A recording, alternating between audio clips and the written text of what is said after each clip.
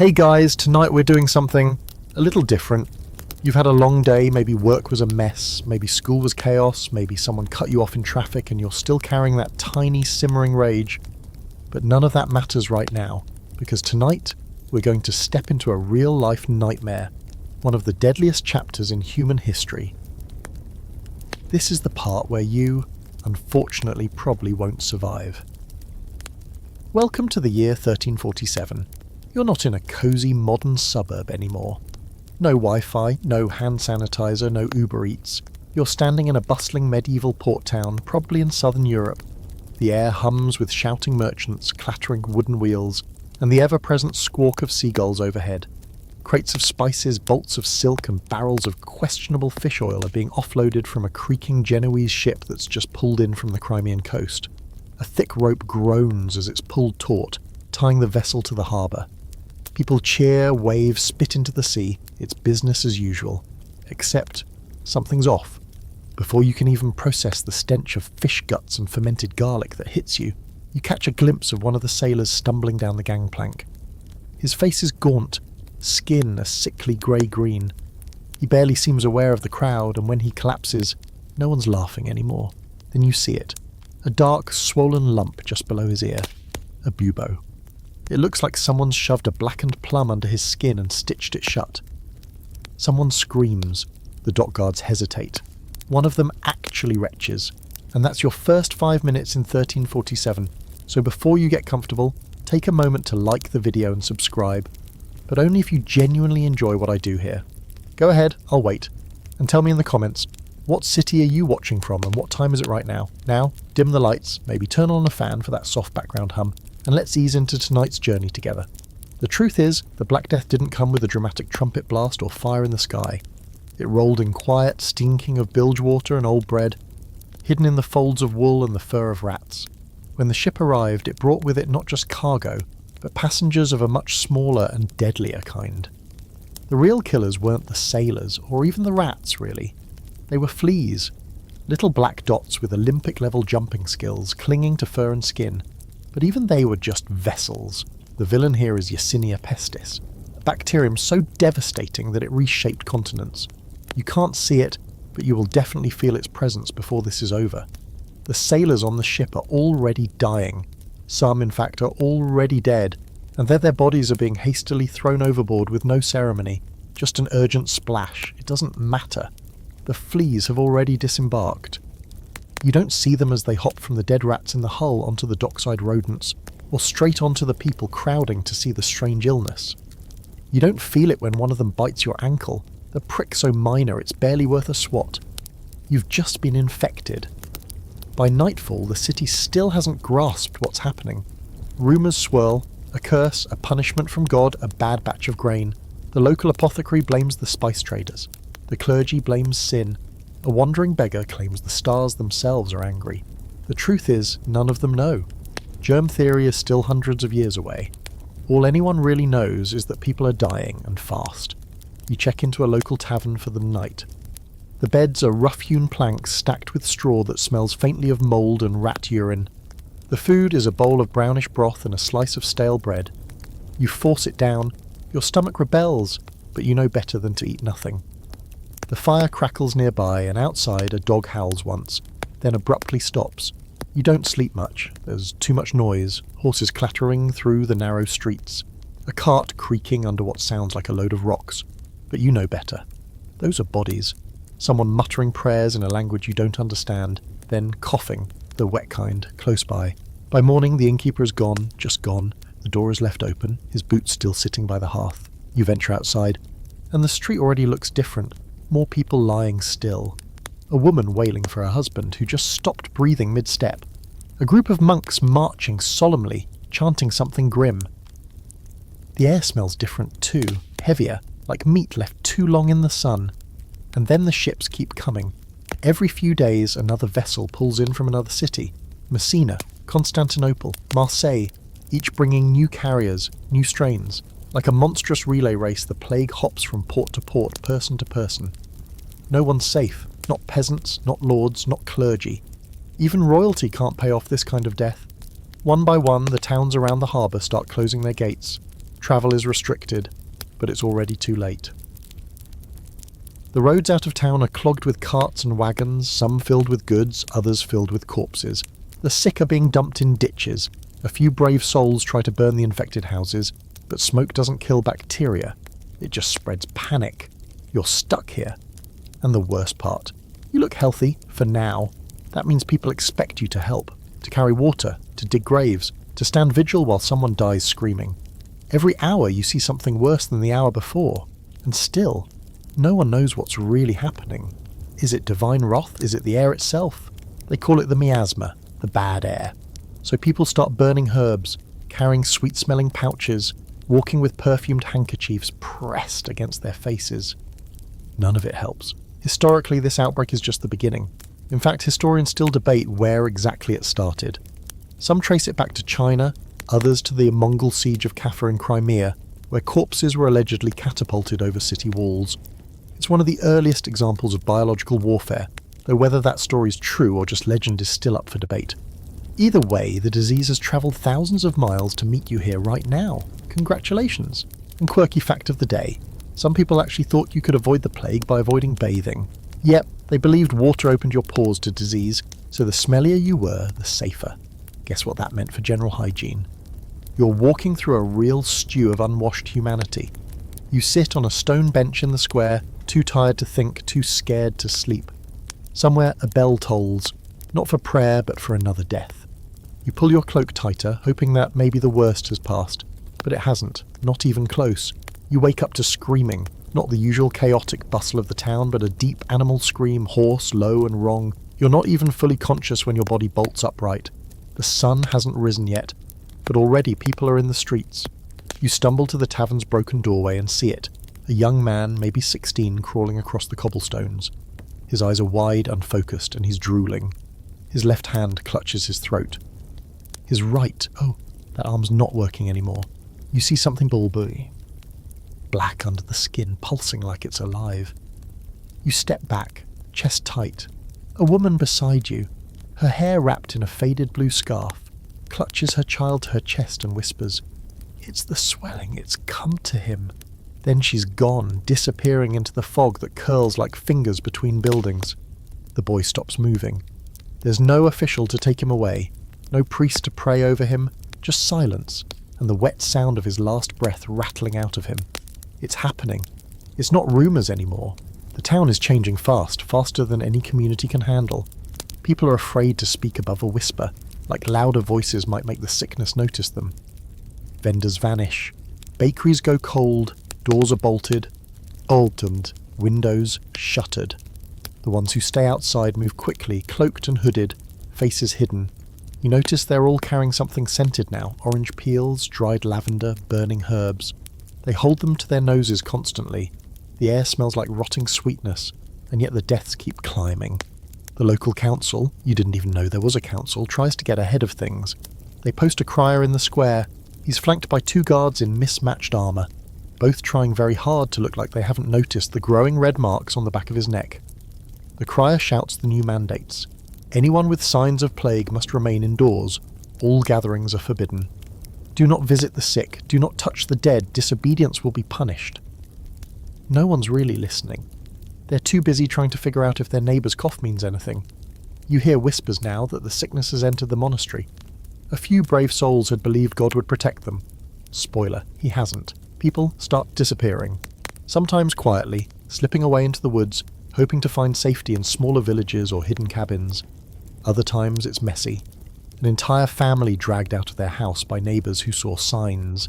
You pass by a door marked with a black X, fresh, still dripping. Someone inside is knocking weakly. No one opens the door. That's what happens now. If you're sick, you're sealed in. No one enters, no one leaves. It's called home quarantine done 14th century style. You're trying to stay calm, but the fear is a physical thing now, gnawing at your spine. You don't know how long you can keep pretending you're fine. You think you might have a fever. Maybe it's just anxiety. Maybe it's the bread you ate. There was something off about it. Or maybe it's the bite you got a few days ago. The one you tried to ignore. The one that still itches. You tell yourself it's nothing. You're being dramatic. You have to keep moving. But the atmosphere around you changes every day. People's faces are gaunt, hollow-eyed, No one laughs anymore. Even the children are quiet, clutching their parents with white-knuckled hands. You pass a woman brushing ashes across her front step. She does it 3 times in a circular motion, while muttering something in a dialect you don't recognise. When you ask her what she's doing, she tells you the ashes ward off death.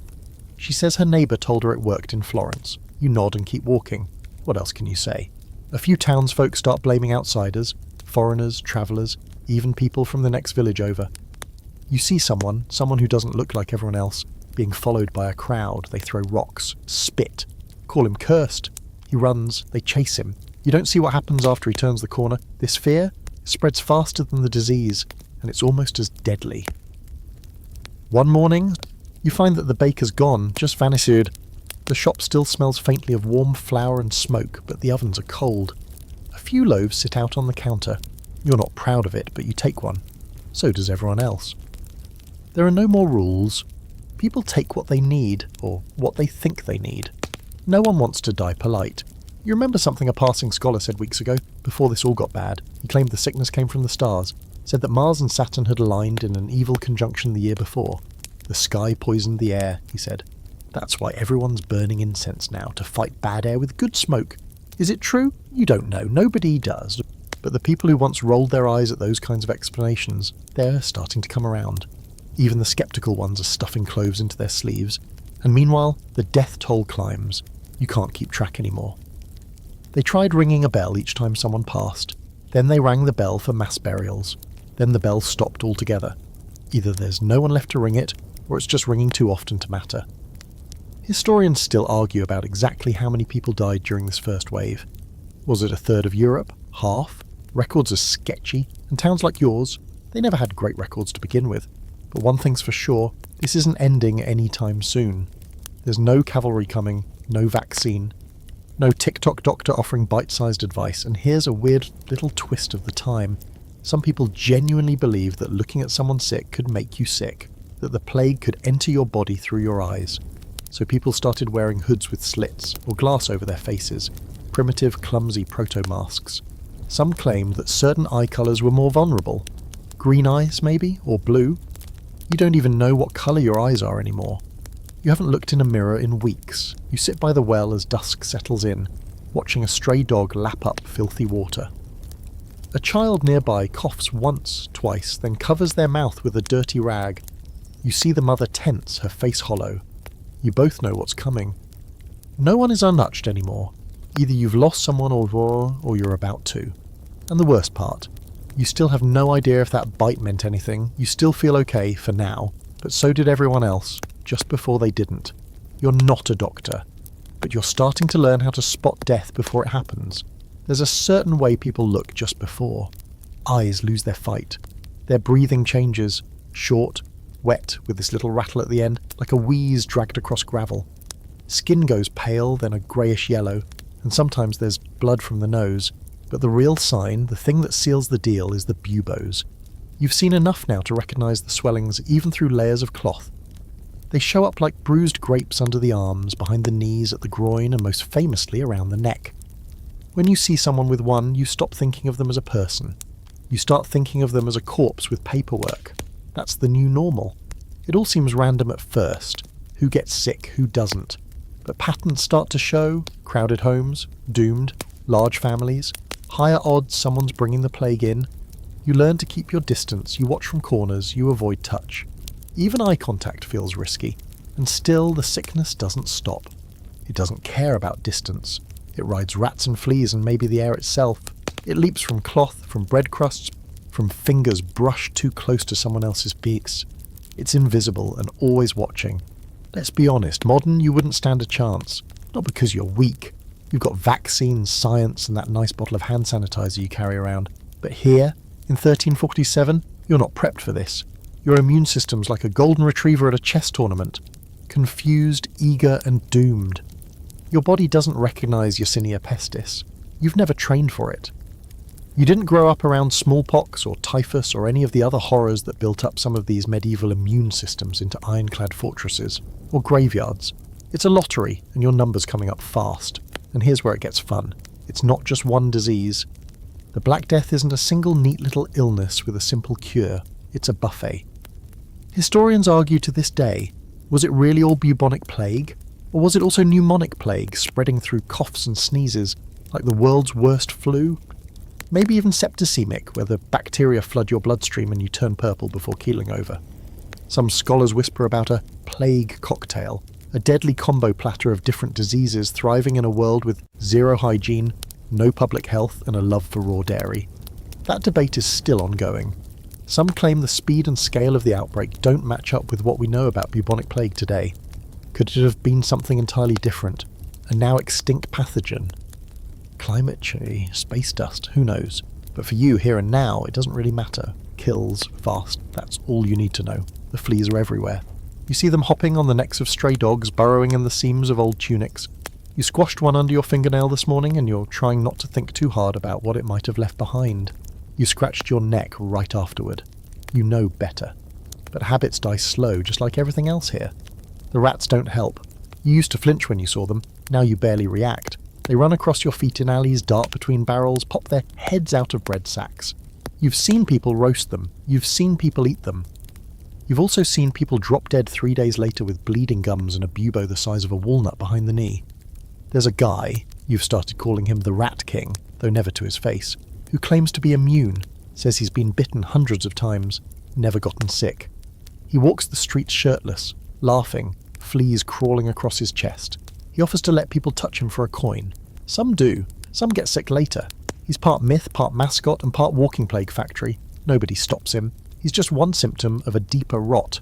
People are losing it, not just physically, but mentally. You see more people talking to themselves, wandering barefoot, praying at empty altars. A woman dug a grave in her garden last night. She wasn't sick yet, just preparing, she said. You passed by the next day. She was curled up inside it, shivering, wrapped in a blanket. No one helped her. Oh, and here's a fringe fact for you. Some folks believe that the plague wasn't just a punishment, it was a cleansing. They thought the earth was purging itself, getting rid of the filth, the sinners, the weak. Some groups even celebrated it, called it divine justice. You think you're scared now? Try living next door to someone who thinks your death is a holy event. And still the ships keep coming. You'd think the news would spread, that people in other cities would stop sailing into infected ports. But no, trade must go on. Wool, spices, grain, money keeps moving, even if the people behind it don't. Every new ship is a coffin with sails. They dock, people disembark, and it starts all over again. You meet a merchant once, briefly, who tells you what he saw in Sicily. Pyramids of bodies, entire neighbourhoods walled up and burned. He's pale, coughing. He dies the next morning. So what can you do? You've got no antibiotics, no Tylenol, no IV fluids, just vinegar, superstition, and your own stubborn hope. And maybe a little bit of luck. Some people survive, nobody knows why. They call it God's will. You call it chance. Either way, you want it. You want to be one of the lucky ones. The ones who live to tell this story, or at least whisper it to someone before they get sick too. But survival here isn't just about staying healthy, it's about staying sane, and that's getting harder every hour. By nightfall, you notice your hands shaking.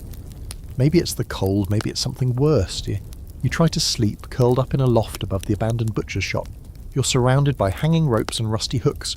You pretend it's cozy. You dream of rats, of eyes watching you through the floorboards, of the sound of coughing echoing forever. You wake up sweating. Something itches. Your heart skips. You try not to think about it. You tell yourself it's just fleas. Just fleas. Just. The first time you watch someone's bubo burst, you're not ready. Not mentally, emotionally or physically. You thought you were.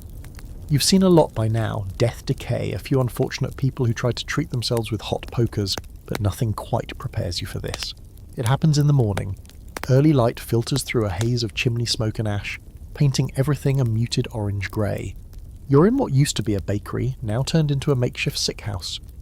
It's not official, just a place where those without families end up. The smell is thick. Urine, sweat, and something deeper, darker. A rot that clings to the skin. You help a woman onto a straw mat. She's feverish, mumbling about her sister, eyes darting back and forth like a trapped animal. Then she screams. You don't immediately know why. She'd been so weak just moments before. But she arches her back and grabs at her neck, fingers digging at a swollen lump just below her ear. You move closer, against your better judgment, and there it is. angry, purple-black and throbbing with every shallow heartbeat. It's not just a bump. It's like her skin's trying to push something out. A few seconds later, it succeeds. With a wet, sucking pop, the skin breaks. What comes out is thick, yellow, and clotted with streaks of dark blood. The smell hits next. Sickly sweet and sharp, like meat left in the sun wrapped in old onions. You gag and stumble back. She goes limp. You don't know if she's dead or just unconscious. Honestly, you don't check. You're too busy dry heaving against the wall trying not to join her on the floor. This is what the plague does. It doesn't just kill, it turns people into leaking, rotting versions of themselves before it takes them. It gives you just enough time to watch yourself fall apart. You run out into the alley, gasping for air that isn't full of rot and regret. You lean against a wall and stare at the ground, where a few beetles crawl across damp stone. You realise suddenly that your stomach doesn't feel right. That weird itch on your leg, still there. And now there's a tenderness in your groin, like a bruise forming deep under the skin. You swallow hard and tell yourself it's nothing, but it doesn't feel like nothing. The worst part? No one knows what to do about any of this. The so-called doctors keep showing up dressed like nightmares. Long black robes, gloves, wide-brimmed hats, and of course, the bird masks. You've seen one up close. The beak is stuffed with herbs and flowers, meant to protect them from the bad air. They claim it works. It doesn't. But it makes them look important, and slightly less human. You watch one of these plague doctors saunter into a house, his mask bobbing like a vulture sniffing out death. He goes in with 2 attendants. Only one comes out an hour later. No one mentions it. These doctors don't cure. They write notes, poke at the dying, and occasionally suggest treatments that sound like medieval prank ideas. Bloodletting, leeching, hot irons, vinegar baths. One guy swears by onion paste mixed with crushed emeralds. Another recommends drinking crushed daisies in goat's milk. You try none of them. You've seen what happens to people who do. It's usually followed by more screaming and eventually silence. Here's a quirky historical tidbit. Some people genuinely believed that loud noises would chase the plague away. Cannons were fired in city squares. Bells rang constantly. Some villages even organised spontaneous drum circles. You're not kidding. They thought scaring the air might scare the sickness. You can imagine how well that worked. You don't know what's worse, the silence of despair or the chaos of misguided hope. The days start blurring together. More ships, more bodies. The graveyard near the chapel is full. Overflowing, actually. They've started digging trenches outside town, mass graves so wide you can't see the far side. You walk past one and you stop counting after 30 corpses. There's no more shrouds, no more prayers, just open mouths, open eyes, and the slow buzzing of flies. You think about your family, your friends, the people you left behind. You wonder if they'd recognise you now, thinner, dirtier, more hollow. You haven't bathed in over a week, no one has. And not just because there's no time or water. Some people are convinced that bathing opens the pores, making it easier for the plague to sneak in. So everyone just layers on more fabric, more filth, more smell. It's a wall of odour. A defensive stink. And maybe there's something to it, some kind of accidental barrier. Or maybe you're just rationalising because you don't want to sit in freezing water again. You hear about a town 2 days' walk from here that's gone completely silent. No messengers, no traders, nothing. They say the entire population locked themselves in and waited. Some think they're all dead. Some think they saved themselves. You wonder which is worse, dying with others or surviving alone.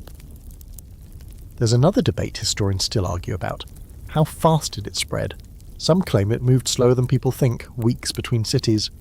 Others say it was nearly supernatural, jumping from one town to the next before word could even arrive. Some researchers today wonder if maybe what was called plague was actually several different outbreaks at once, acting together in a perfect storm of horror. The truth? We still don't fully know.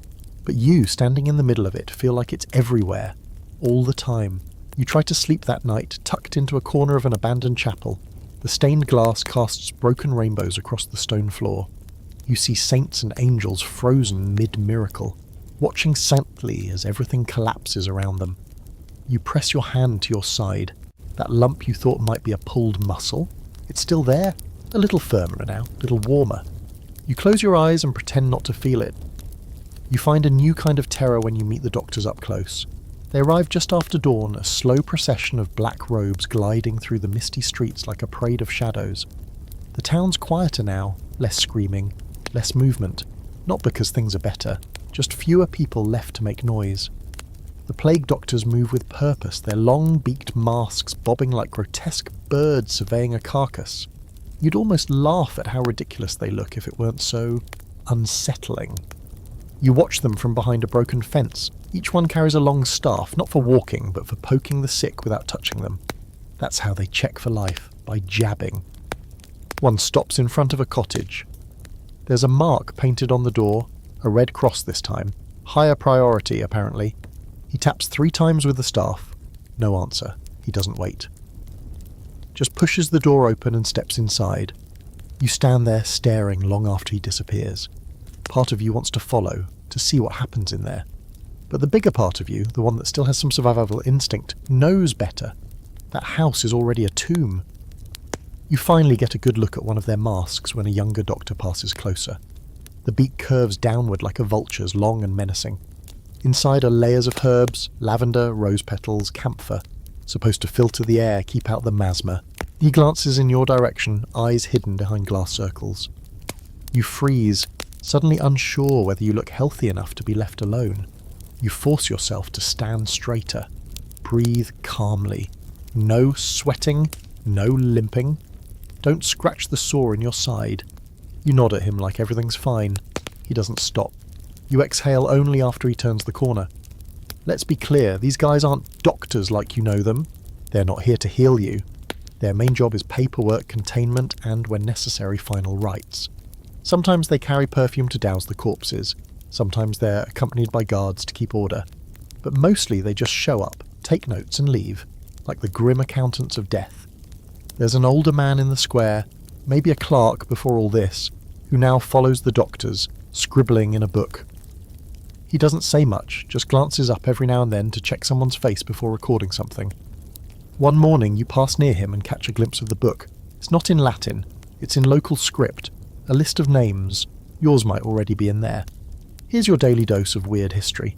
Some plague doctors weren't trained at all. Cities would sometimes just pick someone literate, or rich, and assign them the role. Congratulations, you're the town's medical expert now. Here's a beak, some gloves, and a staff. Good luck. There are stories of plague doctors who fainted at the sight of blood.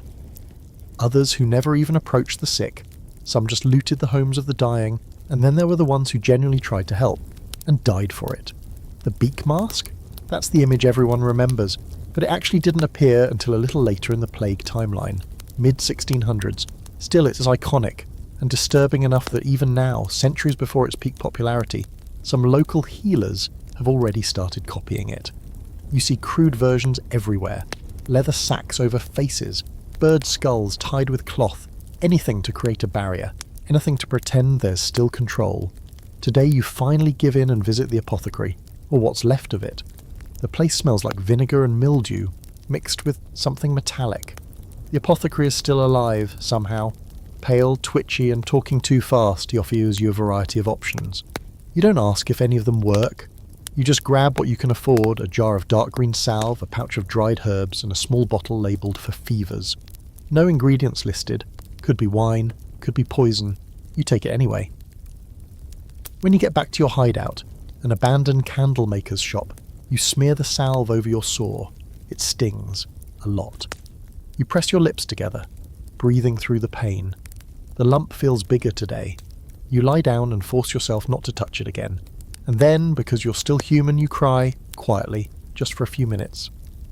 Then you get up and keep going. That's how it works now. Outside, you hear someone talking to themselves. You peek through a crack in the boards. It's a priest, or at least someone dressed like one.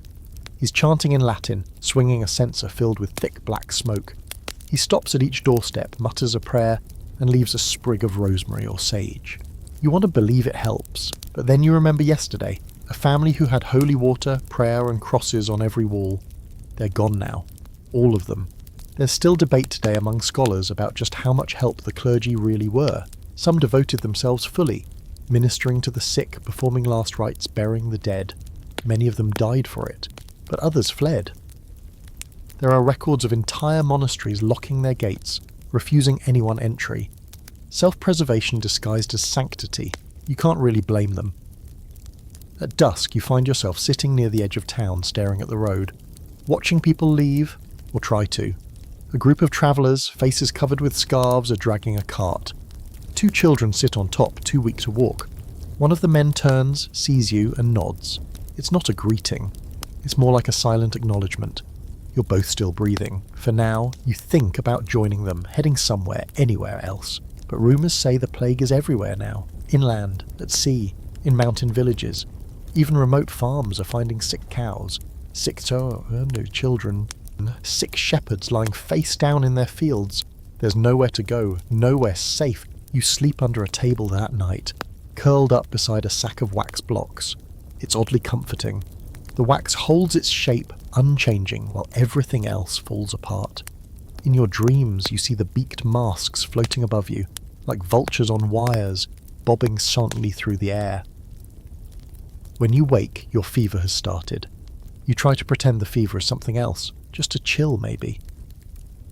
A bad reaction to the salve, a touch of food poisoning from the questionable dried figs you found in a dusty storeroom, but you know better. You've seen it begin in others, the flushed cheeks, the sweating that comes in waves, the eyes that don't quite focus on what they're looking at. It's happening to you now. Your mouth tastes like metal and your skin feels wrong, like it doesn't quite fit. You wake up shivering under layers of old burlap sacks, but moments later, you're clawing them off, desperate for cool air. Your limbs ache like you've been beaten with sticks, and the lump in your side is throbbing, hot and hard. You try to look at it in the dim light, but there's no mirror, and you're not brave enough to touch it again. You know it's grown, you can feel it. The candlemaker's shop is no longer safe. You can't stay here. Someone will find you, and if they see what's happening to you, they'll either lock you in or drag you out. Neither option ends well. So you do what so many others have done before. You flee. The road out of town is quieter than you expect. The usual carts of wares and fishmongers shouting that their prices are gone. Just dust now, kicked up by your boots as you trudge forward, delirious and sweating, a sack of stolen supplies slung across your back. You don't have a destination, just away, somewhere far enough that no one recognises your face if you start to die in front of them. It's not as simple as that, of course. You're not the only one with the same idea. By midday, you reach a fork in the road where several others have gathered. Some sit slumped in the grass, heads bowed, belongings scattered around them. One man is building a small fire with shaking hands. A young woman nearby rocks back and forth, humming tunelessly. You try to keep your distance, but someone calls out to you. "Where you headed?" You glance up. A man stands on the edge of the path, his face half covered in a scarf. His eyes are sharp, but not unkind. "North," you lie. "Too many checkpoints," he says, spitting in the dust. "East is better. Smaller villages, less patrols." You nod like you're considerate, but honestly, you're not going east or north. You're just walking until your legs give out. This is where you start to learn that escape isn't simple. Every road has watchers now, bands of villagers who've taken it upon themselves to keep the infected out. They don't ask questions, they don't check pulses. They just point weapons and shout back, or turn around, or worse. You pass a town later that afternoon. A walled village surrounded by sharpened stakes. A sign hangs near the gate. No entry. Sick will be shot. It's not even subtle anymore. Mercy has gone out of fashion. You try to skirt around the town, sticking to the trees, but that only makes you look more suspicious. By evening, a group of farmers spot you from a distance and begin shouting. One holds a pitchfork. Another has a bow, poorly strung but threatening enough. You don't wait. You run, limbs aching, lungs burning, the fever pounding behind your eyes like a drum. Eventually the woods swallow you. You collapse by a stream and drink too quickly, coughing half of it back up. Your reflection in the water startles you. Sunken cheeks, cracked lips, and sweat-soaked hair matted against your skull. You barely look human anymore. You sleep under the trees that night, curled on the moss like an animal. Insects crawl across your skin, and you're too tired to care. You wake in the dark, coughing hard, something warm dribbles from your nose. You wipe it with the back of your hand. Blood. You've crossed the line now. No more denial. The plague has you. And the worst part? You still look almost normal. That makes you dangerous. You can still walk, talk, hide among the healthy for a little while. So now, wherever you go, you're not just a victim, you're a threat. And everyone else knows it. This is how paranoia blooms. People become watchdogs, sniffing out symptoms like amateur executioners, A single cough, a single sweat-streaked brow when the whispering starts. You see it firsthand in a mountain hamlet you stumble into after days of walking. The villagers let you sit by their well, give you water, even a chunk of cheese. But then someone sees you scratch your side. "That a bite?" someone mutters. "It's just a rash," you say too quickly. They don't believe you. You leave before nightfall. You don't need to be dragged out. You've read this script before, and every time you think you're clever for avoiding trouble, the fever reminds you you're not. By the next morning you're hallucinating. Shapes move in the corners of your vision. You see shadows where there shouldn't be any. Your mother's voice drifts through the trees, even though she's nowhere near you, probably dead or praying in a church far from this cursed road. This is what dying feels like, you realise. Not a sharp moment, not a clean break, but a long unravelling, piece by piece. Quirky historical fact for the day. Some people were so afraid of the plague that they burned their own homes at the first sign of sickness. Better ashes than infection, they thought. You remember that now as you pass a farmstead reduced to charred beams and smoke. The land around it is blackened. But hey, no rats. You find a cave that night. Or maybe it's a pit. Hard to tell in the dark. Either way, it's shelter. You crawl inside and let the fever pull you under. The next day, if it is the next day, you wake to the sound of voices, not angry ones. Calm, rhythmic. You peek out and see a procession. Monks, about 20 of them, walking barefoot, dressed in rough cloth. Each holds a whip, and as they walk they chant and strike their backs over and over again. The sound of leather on flesh echoes in the valley. Blood spatters the stones behind them. You stare in stunned silence as they pass. This is the flagellant movement. People who believe the plague is punishment for humanity's sins, and that only suffering can cleanse it. They walk from town to town, punishing themselves to save others. At least that's what they say. Modern historians still debate how much these groups helped or hurt. In some places, they spread the plague even faster, dragging it from one settlement to the next. In others, they sparked riots, whipped crowds into hysteria. Either way, they're not your salvation. You stay hidden until they pass. When they're gone, you crawl back into your hole, feeling the weight of everything. The fever is worse. The sore has ruptured. The bubo has split open, and the pus is leaking into your tunic. You don't even flinch anymore. You just close your eyes and try to sleep. You wake up in a pool of sweat and filth, curled like a half-rotted root in the back of the cave. Your limbs feel too long and too heavy, like they don't quite belong to you anymore. The bubo in your side has ruptured fully now, oozing, crusted over, with flies already buzzing around it like it's just another piece of carrion. You try to swat them away, but your arm barely moves. Every part of you aches, and not in the way a fever makes you sore. This is deeper, bone deep. Like your body's no longer fighting to survive, it's winding down, preparing to go. Still, you crawl to the entrance of the cave, dragging yourself like something half dead already. The sun outside is too bright. It stings your eyes. You blink and squint through the blinding haze. The valley below looks almost peaceful if you didn't know better. Smoke rises from one direction, thin and lazy, probably a burning corpse pile. You hear the distant sound of wood being chopped. Somewhere someone's trying to build a better barricade. Or a coffin. Or both. Then you hear something else, singing. High, lilting voices. Young. Too pure for this world. You squint toward the sound and see a small group of children walking along the hillside path, maybe 8 or 9 of them. The oldest can't be more than 13. They wear wreaths of flowers and carry wooden crosses tied with scraps of cloth. They're singing a hymn you can't quite place, voices unsteady but sincere. Behind them, a woman follows with a basket slung over one arm, her face drawn but calm. You almost call out. Almost. But something stops you. You realise that if you say a word, just one, they might come over. Might offer help, might touch you, and then it would be over for them. You sit back, breath shallow, and watch them pass by. The youngest trips and scrapes her knee. The others stop to help her. They laugh. You haven't heard laughter in days, weeks, maybe longer. You don't know who they are or where they're going, but for a moment it doesn't matter. They're still alive, but not everyone's reacting with flower wreaths and hymns, far from it. You start to see them now, cults, fanatics, roving bands of people convinced the world is ending, and determined to either repent or accelerate the collapse. One day, as you stumble along a half-flooded road trying to find shelter, you hear the sound of chanting, not the soft, mournful kind like the monks. This is louder, harsher, like pain turned into a chorus, and then you see them. Men, shirtless and barefoot, covered in blood, whipping themselves with leather cords, their backs a latticework of red welts and raw gashes. They wear hoods, some black, some white, faces covered, eyes wild. They shout prayers in Latin, or something that sounds like Latin, mixed with local dialects and angry sobbing.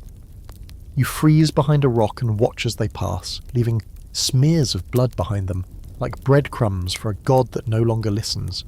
They are not just punishing themselves, they are looking for others to punish too. This is the flagellant movement up close, and it's terrifying. See, in theory, they believe their suffering atones for mankind's sins. Whip your flesh and maybe God will be merciful. But some of them, especially the more fringe groups, start believing that the sickness is coming from specific people, that it's being spread not just by sin, but by sinners. They start pointing fingers at the wealthy, at travellers, at anyone who doesn't chant the same prayers or wear the same rags. And when that happens, things turn ugly. You hear stories, real ones, of towns where these groups executed entire families they believed were unclean. People accused of harbouring demons, of poisoning wells, of cavorting with the devil. The line between self-flagellation and vigilantism, extremely thin, and here there's no one left to enforce it. You keep moving, not out of hope anymore, but momentum. Your legs still work, kind of. You can walk a few miles a day if you don't think too hard about it. Your head burns. You're not sure what's real half the time. You hallucinate conversations.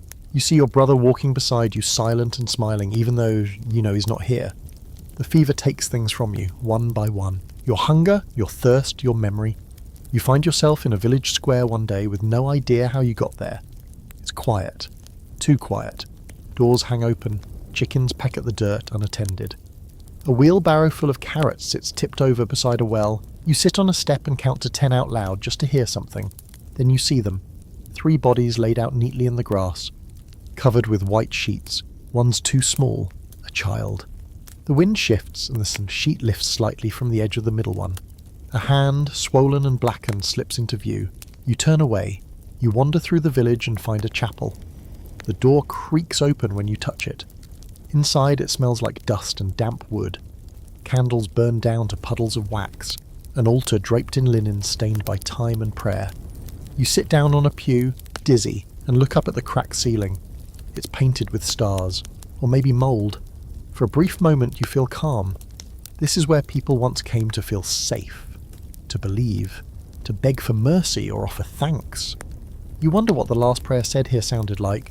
Was it whispered or shouted? Was it for healing or forgiveness? Scholars today still argue about the role of the church during the plague. Some say it held communities together, gave meaning to the chaos. Others say it failed spectacularly, offering no real help, only guilt and fear. Many priests died in service. Others fled. Some claimed it was the end times. Others blamed the people themselves. Too much sin, too little faith. You lie down on the pew, close your eyes. For a moment you forget the lump in your side, the heat, the buzzing, the knowledge that your insides are slowly turning into sludge. Then someone taps your foot, you jolt upright. A boy, no older than 9, stands there holding the bowl. It's wooden, chipped and full of water. He says nothing. Just offers it. You take it with shaking hands and drink. It's cold, clean, miraculously clean. When you look back up, he's gone. You're not sure if he was ever really there. You leave the chapel the next morning, if you can even call what you experienced sleep. It was more like slipping in and out of a dream while your body smouldered from the inside. You saw flames in the stained glass windows. You heard whispers coming from the altar. You're not sure any of it was real. The lump in your side is definitely real, though. The skin is red and tight around it, throbbing in time with your heart. Every few minutes, a new wave of pain curls through your abdomen, low and deep, like a distant bell tolling from within. Still, you move. It's not a choice anymore, it's instinct, like a dying animal that doesn't know how to stop. The sun is bright today. It feels unfair, mocking almost. You want dark skies, thunder, lightning, something dramatic to match the end of the world, but no. Just blue skies and birdsong and the distant lowing of cows in fields that no one's tending anymore. You pass a row of laundry, still hanging on the line, swaying gently in the wind. Someone washed it. Someone hung it there. Someone probably never came back for it. You're walking again. You don't even remember starting. The road stretches out ahead of you, rutted and cracked. with tufts of dry grass sprouting through the stones. Your feet ache with every step. Your sandals, or what's left of them, slap against your heels like wet fish. And then you hear it. Bells. At first you think it's in your head. The fever again. But no, it's real. Metal bells clinking softly. You follow the sound, ducking behind a broken wall for cover, until you see them. A procession of priests. They're carrying a large cross at the front, flanked by children with candle stubs and singed robes. Behind them come the parishioners, dressed in their best, which these days means not covered in filth. They are singing a Latin hymn, the same refrain over and over again, voices thin but determined. It takes you a moment to realise what this is. It's a funeral, or maybe a dozen. You watch as they lead the procession toward the town graveyard, a field you can already smell from here. The stink of fresh earth and rotting flesh is unmistakable now, burned into your senses. There are bodies wrapped in cloth on wagons behind them, so many that they're stacked like firewood. One rolls slightly and you see a face frozen mid-grimace. Eyes still open, mouth agape. You turn away, and that's when it hits you. The church can't save anyone, not really. The faith is still here, yes, the rituals, the prayers, the incense, but the power behind it, the certainty is gone.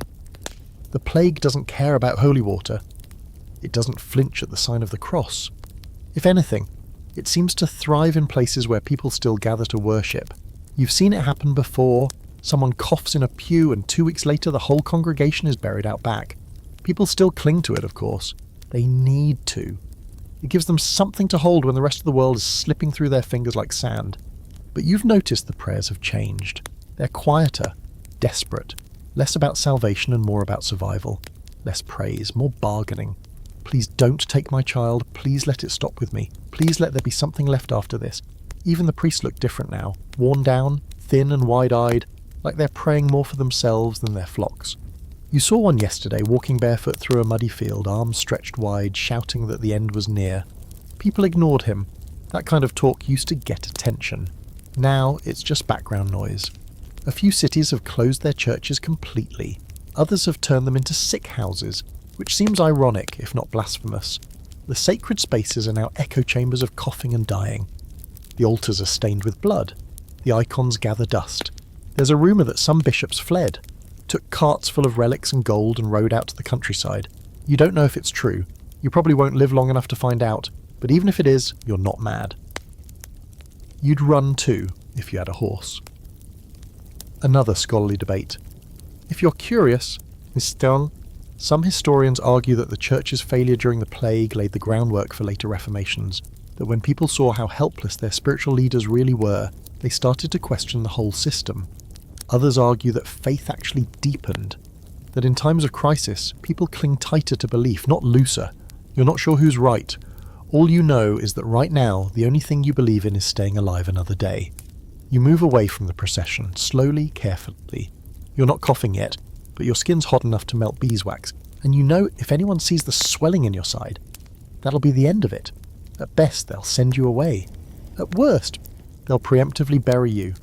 You find an alley behind a chapel where the sun doesn't reach. It's cool and damp, and there's a small alcove carved into the wall, maybe once used for candles or offerings.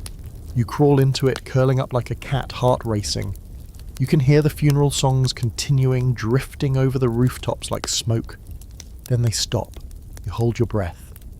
For one long, silent moment, there's nothing but wind and your own heartbeat.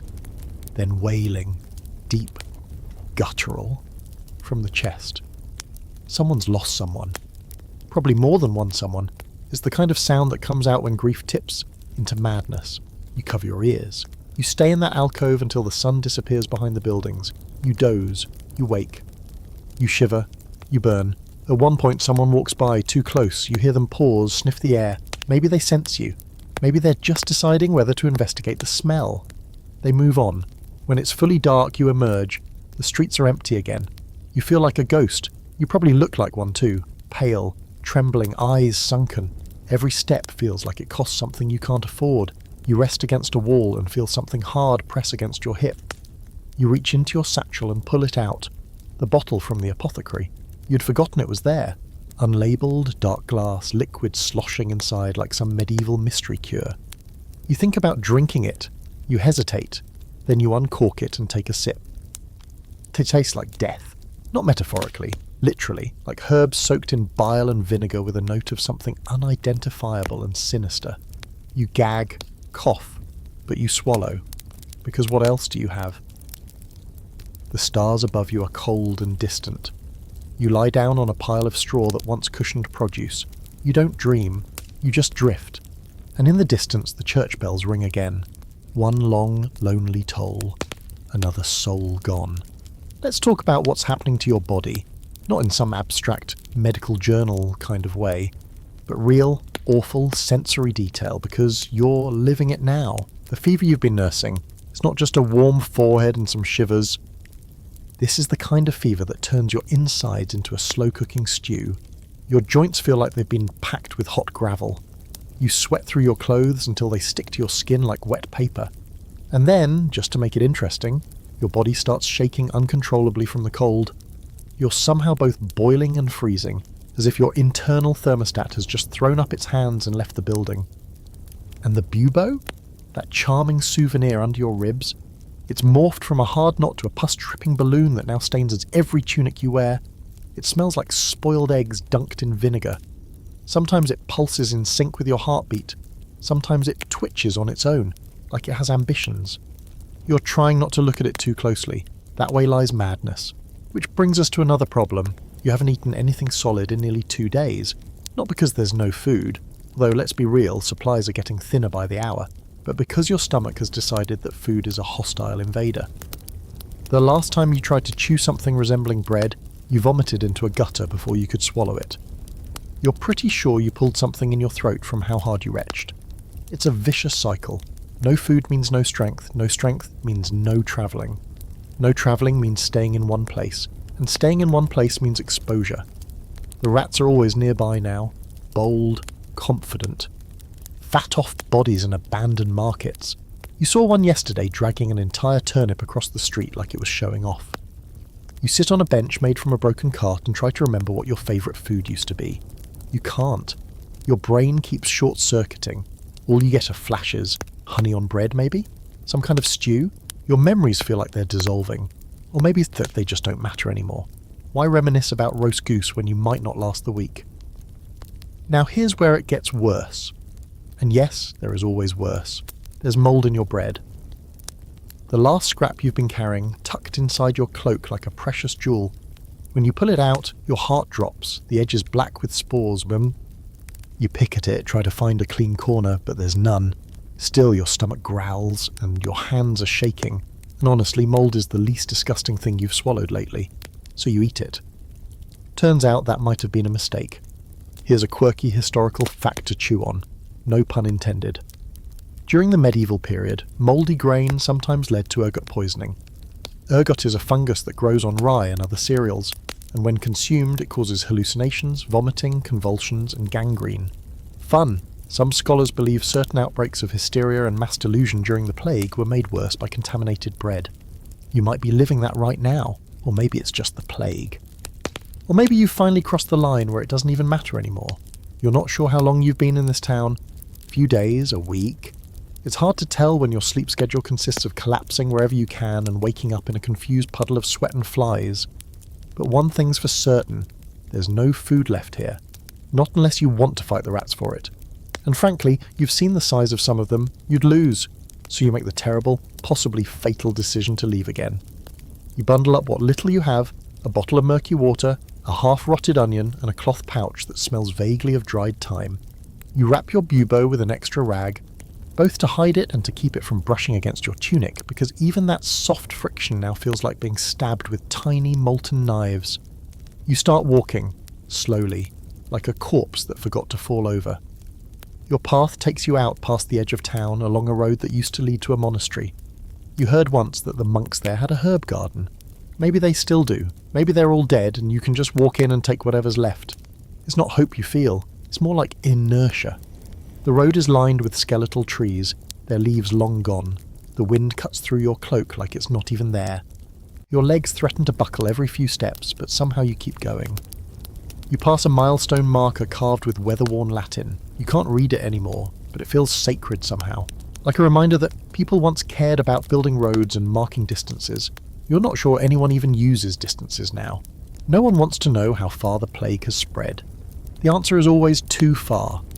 An hour into your journey, your legs give up. You collapse beside a dry crick bed and lie on your back staring up at the clouds. They drift slowly, aimlessly.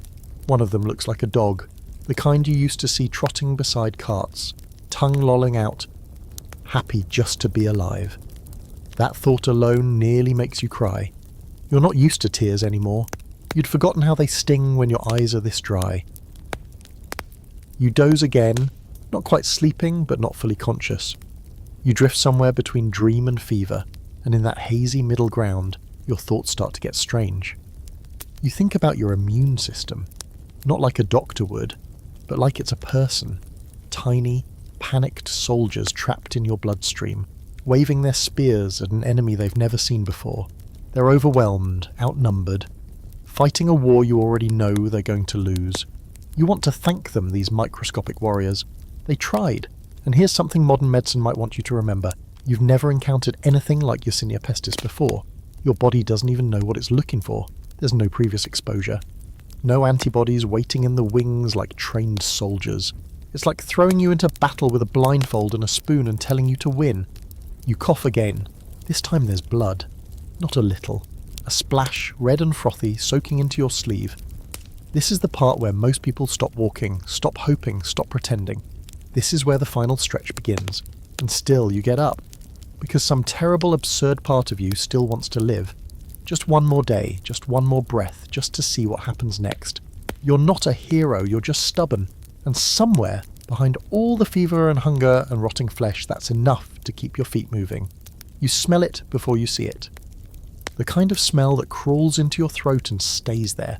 Thick, cloying, inescapable. You've caught whiffs of it before, lingering in alleyways or drifting through closed shutters, but this time it hits full force, like walking into a wall made of rot. Your feet stop moving, your stomach clenches. You know exactly what it is. Death. Not the symbolic kind, not the life is fleeting kind. This is literal, physical death. Human decomposition at scale. You pull your cloak up over your nose, not that it helps. It's like trying to fight off the ocean with a teacup. Every breath is worse than the last. Still you push forward. The road curves ahead, narrowing between two low hills, and that's when you see them, bodies. At first, it looks like a pile of old clothes, discarded, rain-soaked, forgotten. But then you see an arm, a leg, a head turned at the wrong angle. They're stacked like firewood, some wrapped in linen, some bare, all in varying states of decay. Buzzing clouds of flies swirl lazily above, and the ground beneath the pile is black with runoff. You want to look away, but your eyes lock on one small, awful detail. A child's toy. Just a carved wooden horse, half buried under an outstretched hand. Your knees give out. You drop to the dirt, dry heaving into the grass. Nothing comes up. There's nothing in you to come up anymore. You sit there for a long time, arms wrapped around your chest, rocking slightly without realizing it. Your body's way of trying to comfort itself, maybe. No one else is going to do it. Eventually you drag yourself back up, one shaky hand at a time. You give the pile of corpses a wide berth, crossing through brambles and mud to avoid stepping on anything human. You slip once, your foot sinks into something soft, and you don't look to see what it was. You just keep moving. The smell follows you, stuck in your nose and your clothes and your hair. It won't leave. Now to be clear, this is not unusual. Mass graves have become the norm. There's just not enough time, space or healthy people left to bury the dead properly. In some towns, they've started burning bodies. Not out of tradition, but necessity. It's faster, more efficient. And people have started to believe that fire might purify the air. It won't. But belief is easier to come by than facts these days. And here's your historical nugget for the night. In many places during the plague, so many people died so quickly that local customs around death broke down entirely. No more wakes, no more last rites. Corpses were dragged out of homes and dumped in pits by carts full of the dead. In some cities they rang bells for each death until they physically couldn't anymore. The bell ringers either died or went mad from the sound. In one town a man tried to build a mechanical contraption to ring the bells automatically, powered by rats. It didn't work, but you have to admire the effort. There's no bell here. Just wind and silence and the occasional rustle in the underbrush. By late afternoon you find what used to be a village. It's half burned. The roofs of most cottages have collapsed inward. leaving skeletons of wood and stone. Smoke still rises from one structure. A barn, maybe. The fields are overgrown. No sign of livestock, no sound of people. You step cautiously over the threshold of one intact house. Inside, it's dark and cool, dust hangs in the air like fog. You see the remains of a meal on a table, bread hardened to stone, a mug knocked on its side, its contents long dried into a sticky black ring. A chair lies on the floor, as if someone stood up quickly, or was dragged away. In the corner, a pair of shoes. Still neatly placed side by side, like someone thought they'd be back. You sit on the edge of the hearth and try to breathe through your mouth. The fever's back in full force now, burning behind your eyes. Every joint aches like it's been disassembled and put back together wrong. Your vision flickers, shadows moving at the edges. You press your fingers to your temple, feel the heat radiating from your skull. You think about what people used to believe caused all this. The alignment of planets, the wrath of God, poisoned air. Some blame the Jews, leading to massacres across Europe. Entire communities slaughtered, burned alive, accused of well poisoning and consorting with the devil. It's one of the darker, crueler footnotes in an already horrific chapter. Fear demands a scapegoat, and fear is everywhere. You lie down on the floor. It's cool. For a while, that's enough. You dream of music, a flute played off key, a child's laugh, the scent of cinnamon. When you wake, your mouth is dry as sand and your lips are cracked and bleeding. You sip from your bottle of water, barely a mouthful left now, and immediately feel it leak out through your sweat glands. Your body is rejecting hydration like it's offended you tried. At dusk, the rats return. You see them scuttling along the walls, noses twitching, eyes glittering in the firelight. They're brave now. They know the humans are losing. They no longer wait for darkness. One runs across your foot and doesn't even flinch when you kick. You remember a story someone told you days ago, weeks, about a town that tried to kill all the rats, set traps, burned garbage, even set dogs on them. But the plague still came. Turns out it wasn't just the rats, it was the fleas on them. The ones that didn't need rats at all once the human buffet arrived. You think of the bite you got, that insignificant little itch, the gateway to all this. You sit up weak and dizzy. You won't last long here, but you might last the night. You barricade the door with a broken chair, not because you expect visitors, but because the act makes you feel like you still have control, and then you lie back down, listening to the wind whistling through cracks in the roof. You tell yourself you'll move again in the morning, find food, find safety, but mostly you try to forget the smell, the one that clings to your skin and sits at the back of your throat. No matter how many times you swallow, you can live with hunger, with fever, with the bubo in your side leaking pus down your hip. But that smell, that's what tells you the plague is winning. There's no gentle knock, no warning, just a samming of wood against stone and suddenly you're awake, jerked out of a half-conscious fever dream in the dark, the floor damp beneath you, your tongue thick and dry like it's wrapped in wool. Someone's at the door, your mind flails, clawing for context. For a second, you think it might be death itself, finally come to collect you like some skeletal tax collector. But no, it's real. There's shouting now, multiple voices. Something in the local dialect muffled by walls and your fever. Then the chair you used to block the entrance groans, scrapes, splinters. You stagger up and press your back to the far wall, the bubo in your side screaming with every breath. You've gone from hot to cold to hot again in the span of a single hour, and now your knees are threatening mutiny. You reach for your sack of supplies, not much left, and clutch it like a lifeline. The door finally gives, splinters flying inward, and they're in. A group of men, 3, maybe 4, all wrapped in cloaks, faces partially covered, makeshift scarves tied tight. They're not officials, they don't look like any kind of militia either. They look like neighbours who decided they'd waited long enough. One of them points at you. "You sick?" he demands. You blink, dizzy. There's no point in lying. The sweat on your face and the colour of your skin have already given you away. "Out," another one says. "You don't stay here." You don't argue. You can't. You're barely upright. You shoulder your bag and limp out into the dark, into the cold, into the street that no longer has a name. You don't even feel angry, just hollow, like a shell that remembers it used to be something solid. This is quarantine, medieval edition. Not the polite kind with snacks and Netflix. Not even the kind where you're handed a pamphlet and a mask. This is the raw survival-grade quarantine, which mostly means being kicked out of wherever you are and locked away somewhere, until you either recover miraculously or don't. You walk slowly, the pain in your side flaring with every step. Behind you, the door slams again. They're probably disinfecting with wine or fire now, maybe both. Eventually you reach the edge of town. There's a house there, barely standing. Half the roof is gone, and one side leans inward like it's tired. You remember passing it on the way in. It was marked with a red X on the door. That means plague. It means someone inside was already sick.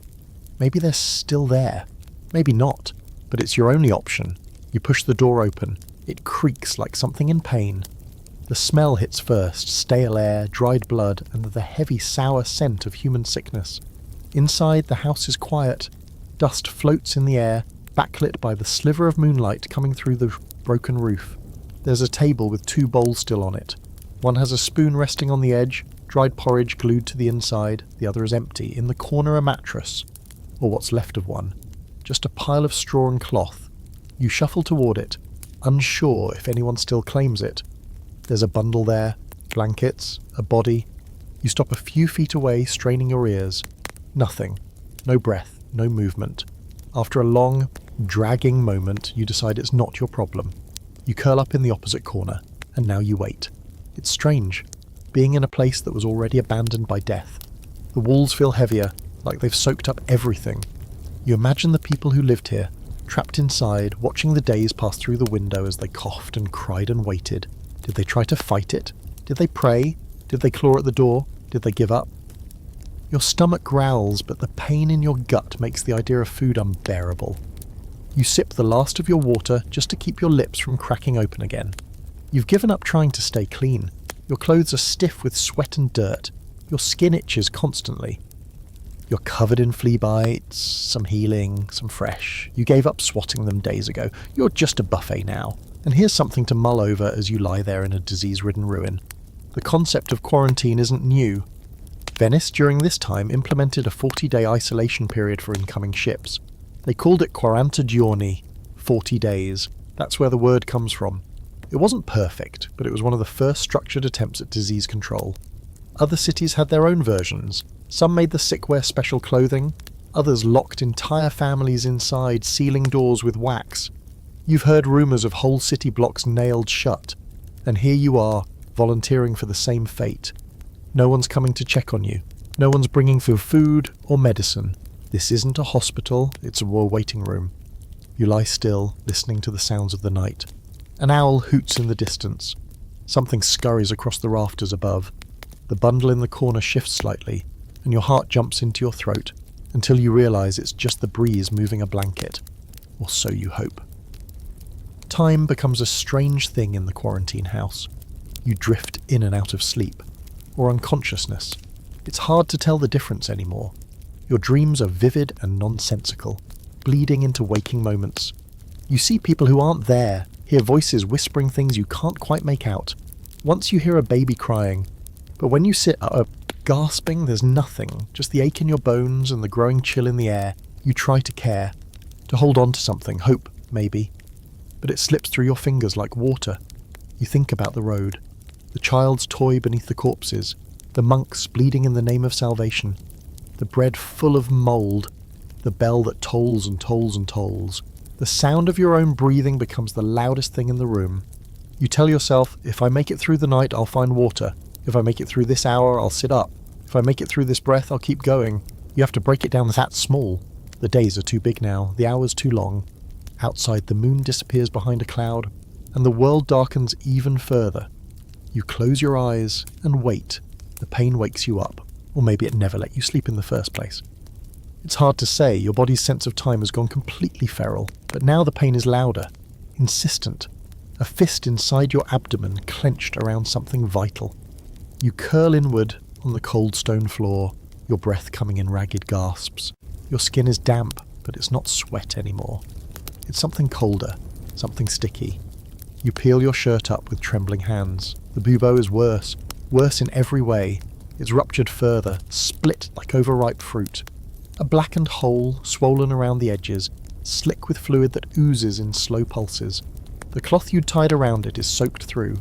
Stained dark with whatever your body is giving up, you wonder absently if this is the moment it kills you.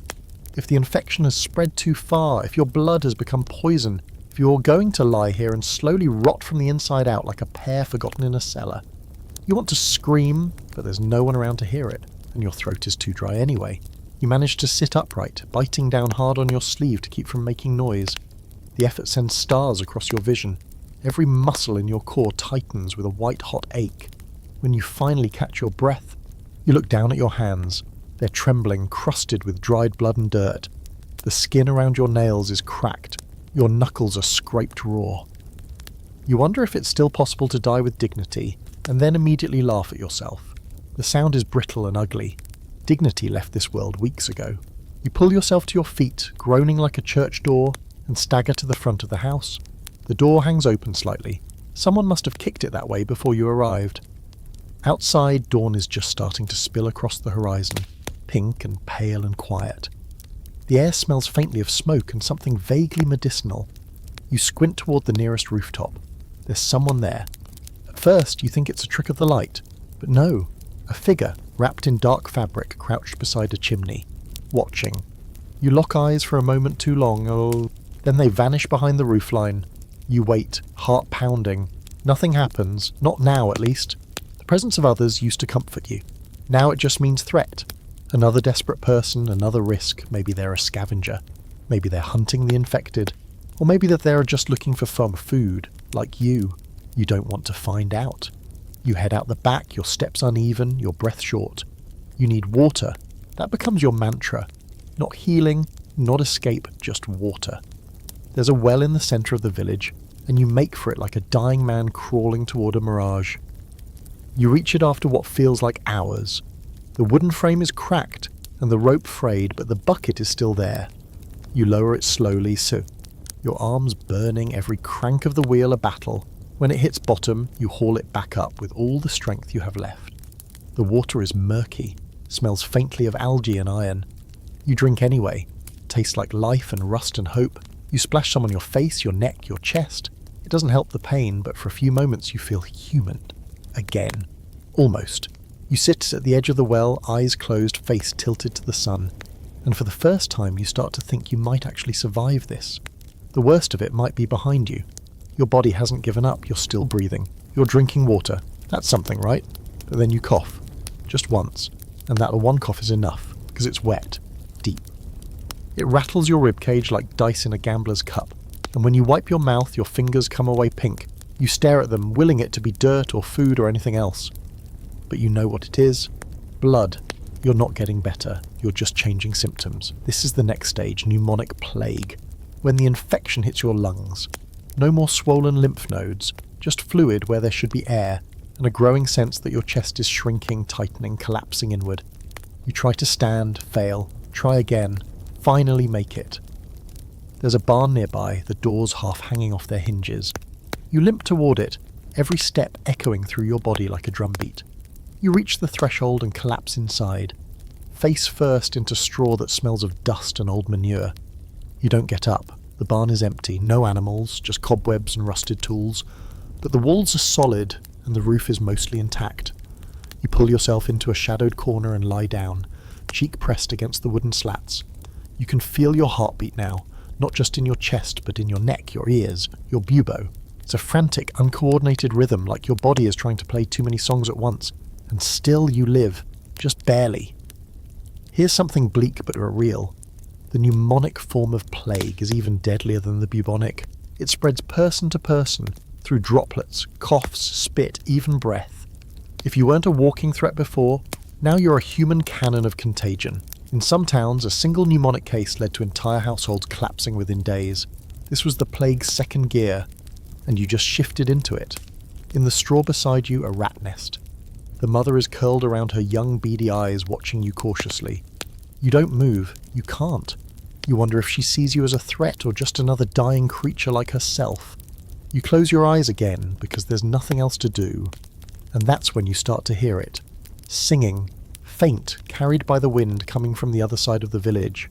High voices. Children. Oh. You remember the hymn you heard days ago, or was it last week? Maybe it's the same group, maybe it's a memory. Maybe you're already dead. You turn your face toward the barn wall and try to hold on to the sound. It cuts through the fever like a thread of gold, fragile, beautiful, impossible. You cough again and wait for morning. You're losing time now. It slips through your fingers like sand, and you don't even bother trying to catch it anymore. Morning, night, noon.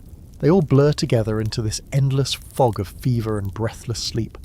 Sometimes you're awake. Sometimes you only think you're awake. The line is thin, and you're not steady enough to walk it.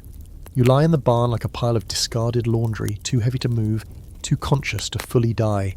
And your lungs? They're not lungs anymore. They're soup. You breathe in shallow gasps. Afraid that if you inhale too deeply, your ribs might crack from the strain. Every cough wrings your body out like a soaked rag.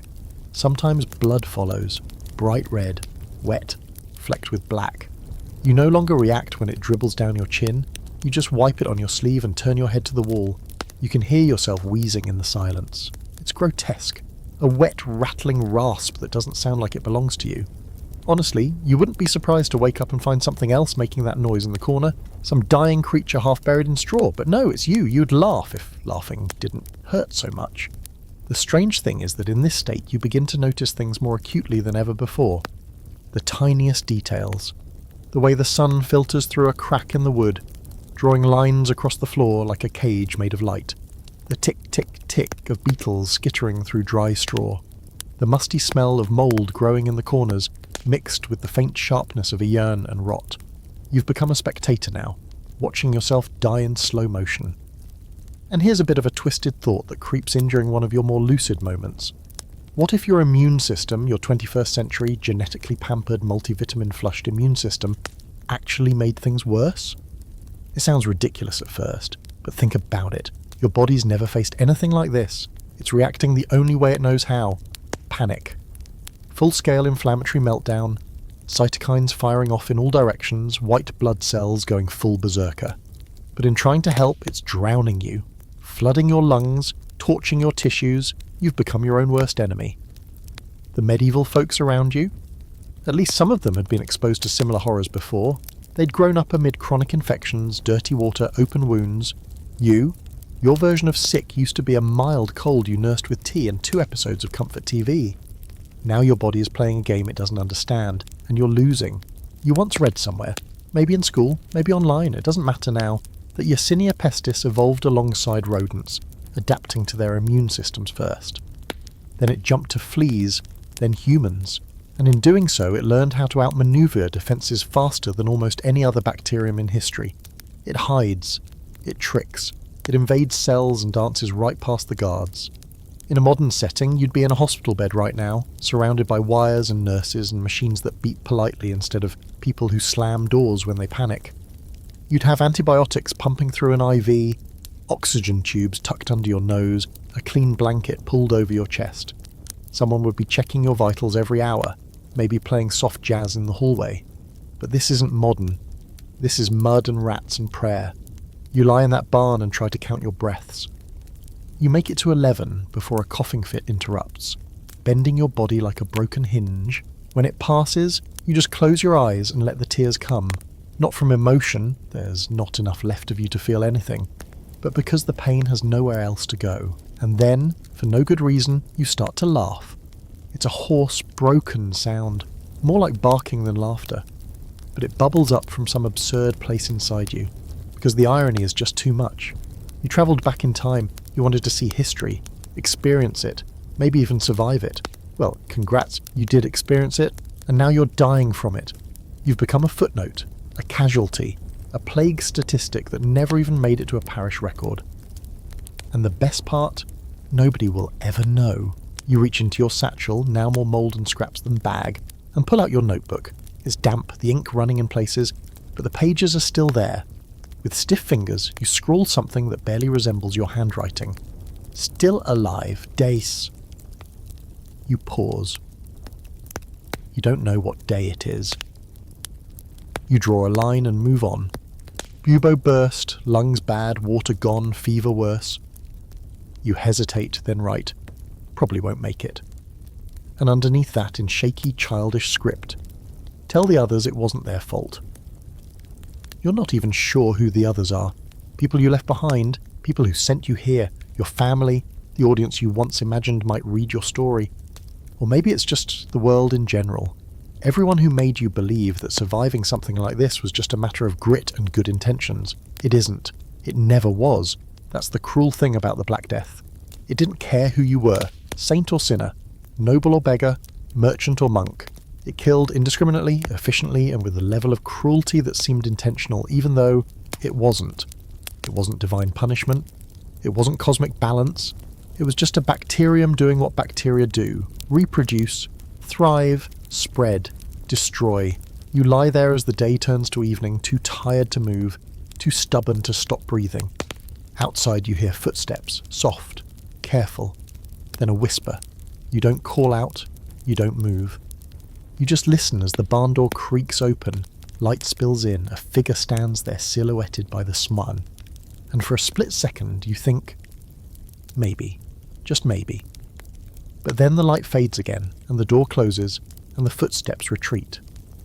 You are still alone, still dying, and somehow still alive.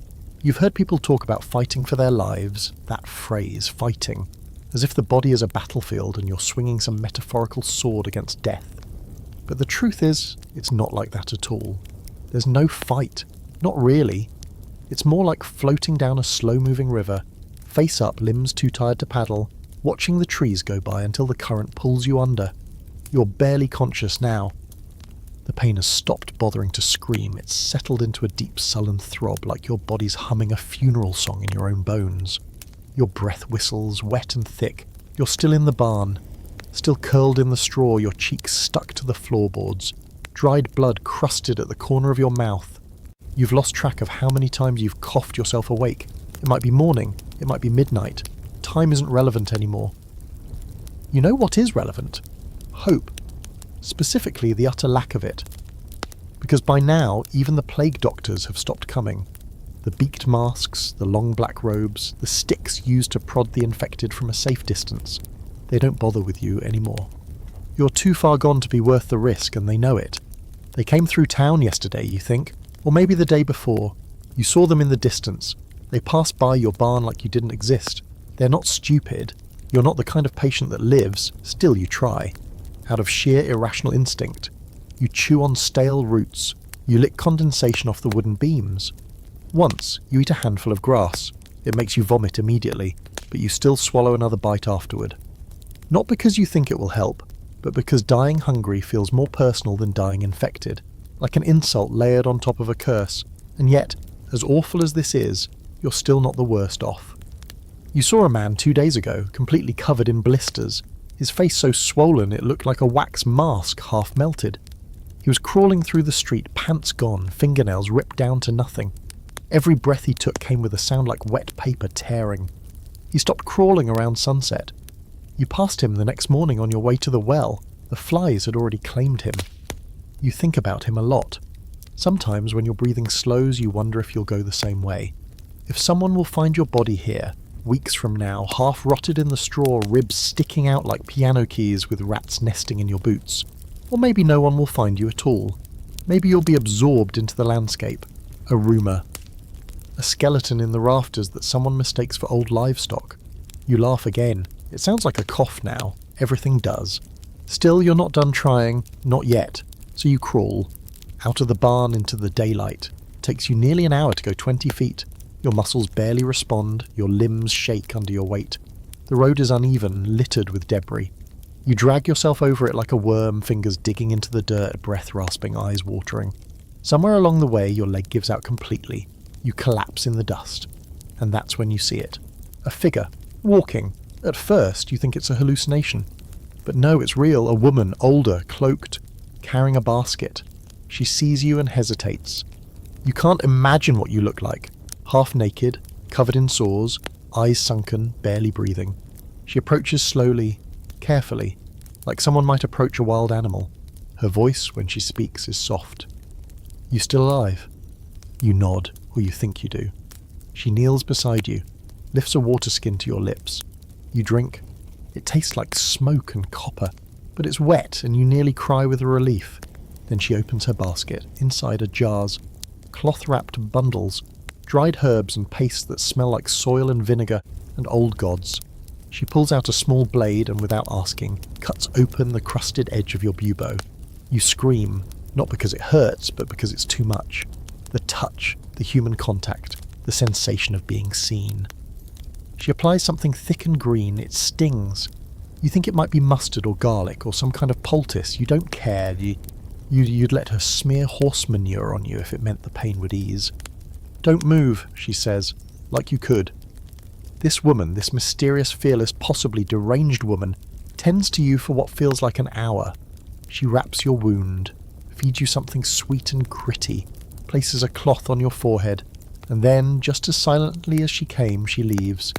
You want to thank her, ask her name, offer her whatever scraps of dignity you have left, but you pass out instead. When you wake, your fever's broken. It's not gone, not even close. But your head feels less like it's filled with molten rocks and more like a furnace on low burn. Your breath comes a little easier. The cough is still there, but softer, looser. You still have the bubo, but it's smaller now, less angry. The swelling has gone down slightly. It's not a miracle, but it's something. Maybe the poultice helped. Maybe the water? Maybe the simple act of being touched like you're not already dead. You don't know who she was, or why she helped you, or how she knew to come, but someone saw you. Someone believed you were worth saving. That might be the most powerful medicine you've had since this whole nightmare began. You drag yourself back to the barn and lie down again, weaker than ever, but no longer drowning. And that night, for the first time in what feels like forever, you dream of something that isn't death. You dream of sunlight through trees, of clean sheets, of warm bread, of survival. You wake up to birdsong, not the scratchy, half-hearted caws of crows, or the shrill whine of vultures overhead. Real birdsong. Warblers, maybe. Something bright and quick and alive. You blink into the dusty light filtering through the rafters of the barn, and for the first time in, weeks, you feel something different. It's subtle, like the first breeze after a long, still summer. But it's there. You don't feel better exactly, but you feel less worse.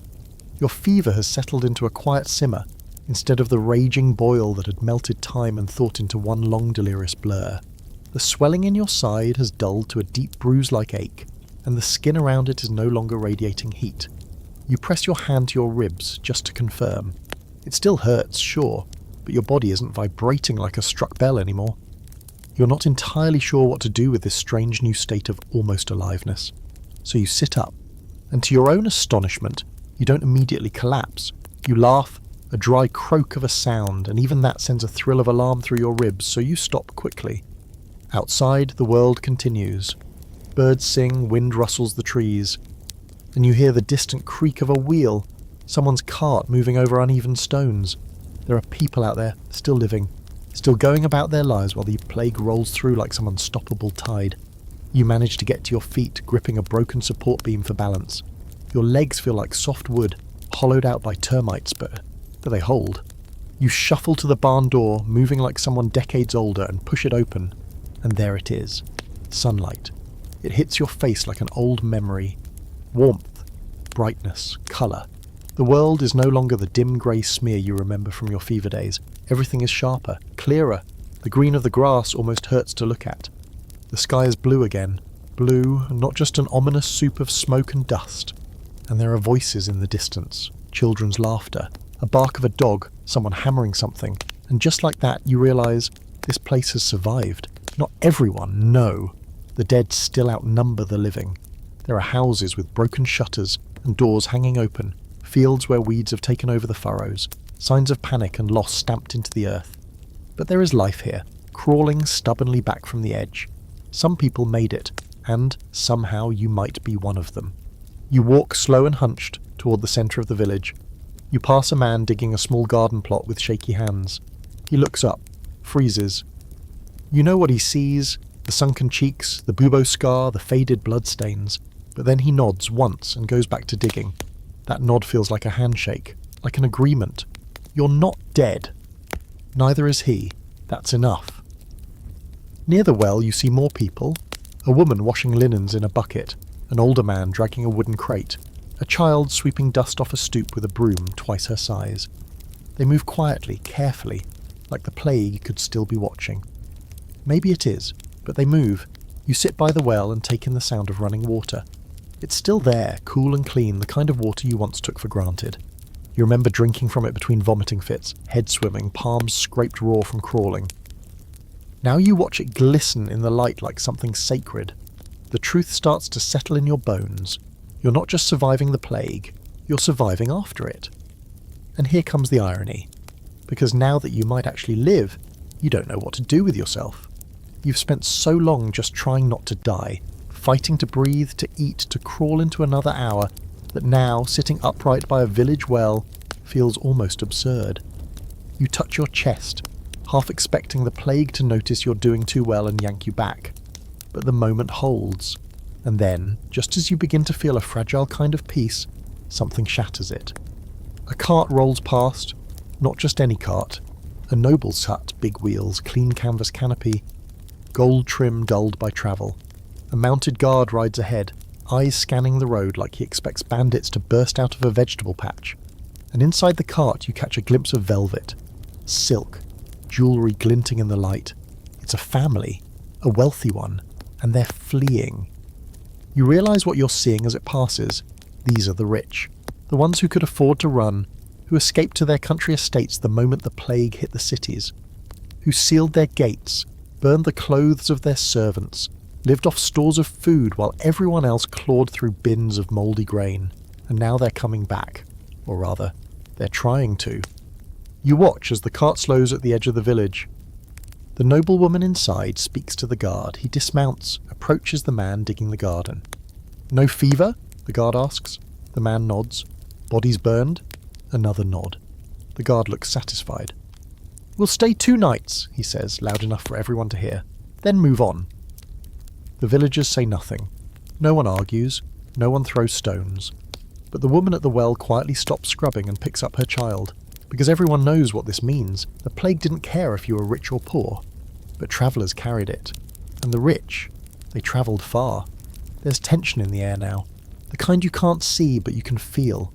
Everyone's remembering the early days. The ships, the trade carts, the ones who brought it in.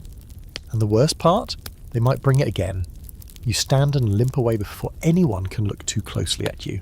You've already been thrown out of one village. You'd rather not repeat the experience. Even though you're not coughing anymore, even though the swelling has eased, you still wear the evidence of what you've been through, like a second skin. That night, you find shelter in a shed behind the smithy. No one says anything. You curl up with your back against the wall, a crust of bread in your hand that tastes dry but oddly comforting. You chew slowly, eyes on the window. The noble's cart sits in the square like a gilded coffin. You hear laughter inside, real laughter. You stare at the stars through the broken slats in the roof and wonder if you'll laugh like that again. If anyone will. For now, you settle for something simpler. You're alive.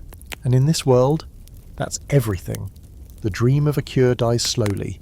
First with disappointment, then with silence, and finally with that special kind of numb acceptance that creeps in when every last sliver of hope has been chewed through.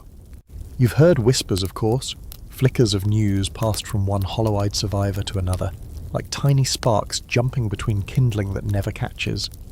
The monks in the north have something, someone says. A powder from the east, says another.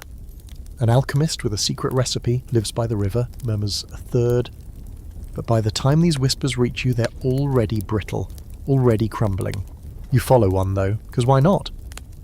It starts with a traveller, a thin man with an absurd feather in his hat and a cough that doesn't sound quite plaguey, but definitely doesn't inspire confidence either. He swears he passed through a village where they'd used a powder, white as snow imported from somewhere across the desert. He says it was burned like incense, wafted through the streets, and no one in that village had fallen ill since. They dance in the square, or he says, hand in hand. Boom. He's missing 2 fingers. You decide not to ask why. Still, something about the story sticks with you. The idea of people dancing, not crying, not burning their neighbours, not sealing their doors shut and praying for death to take them gently, but dancing. That image alone is enough to get you moving again. So you walk.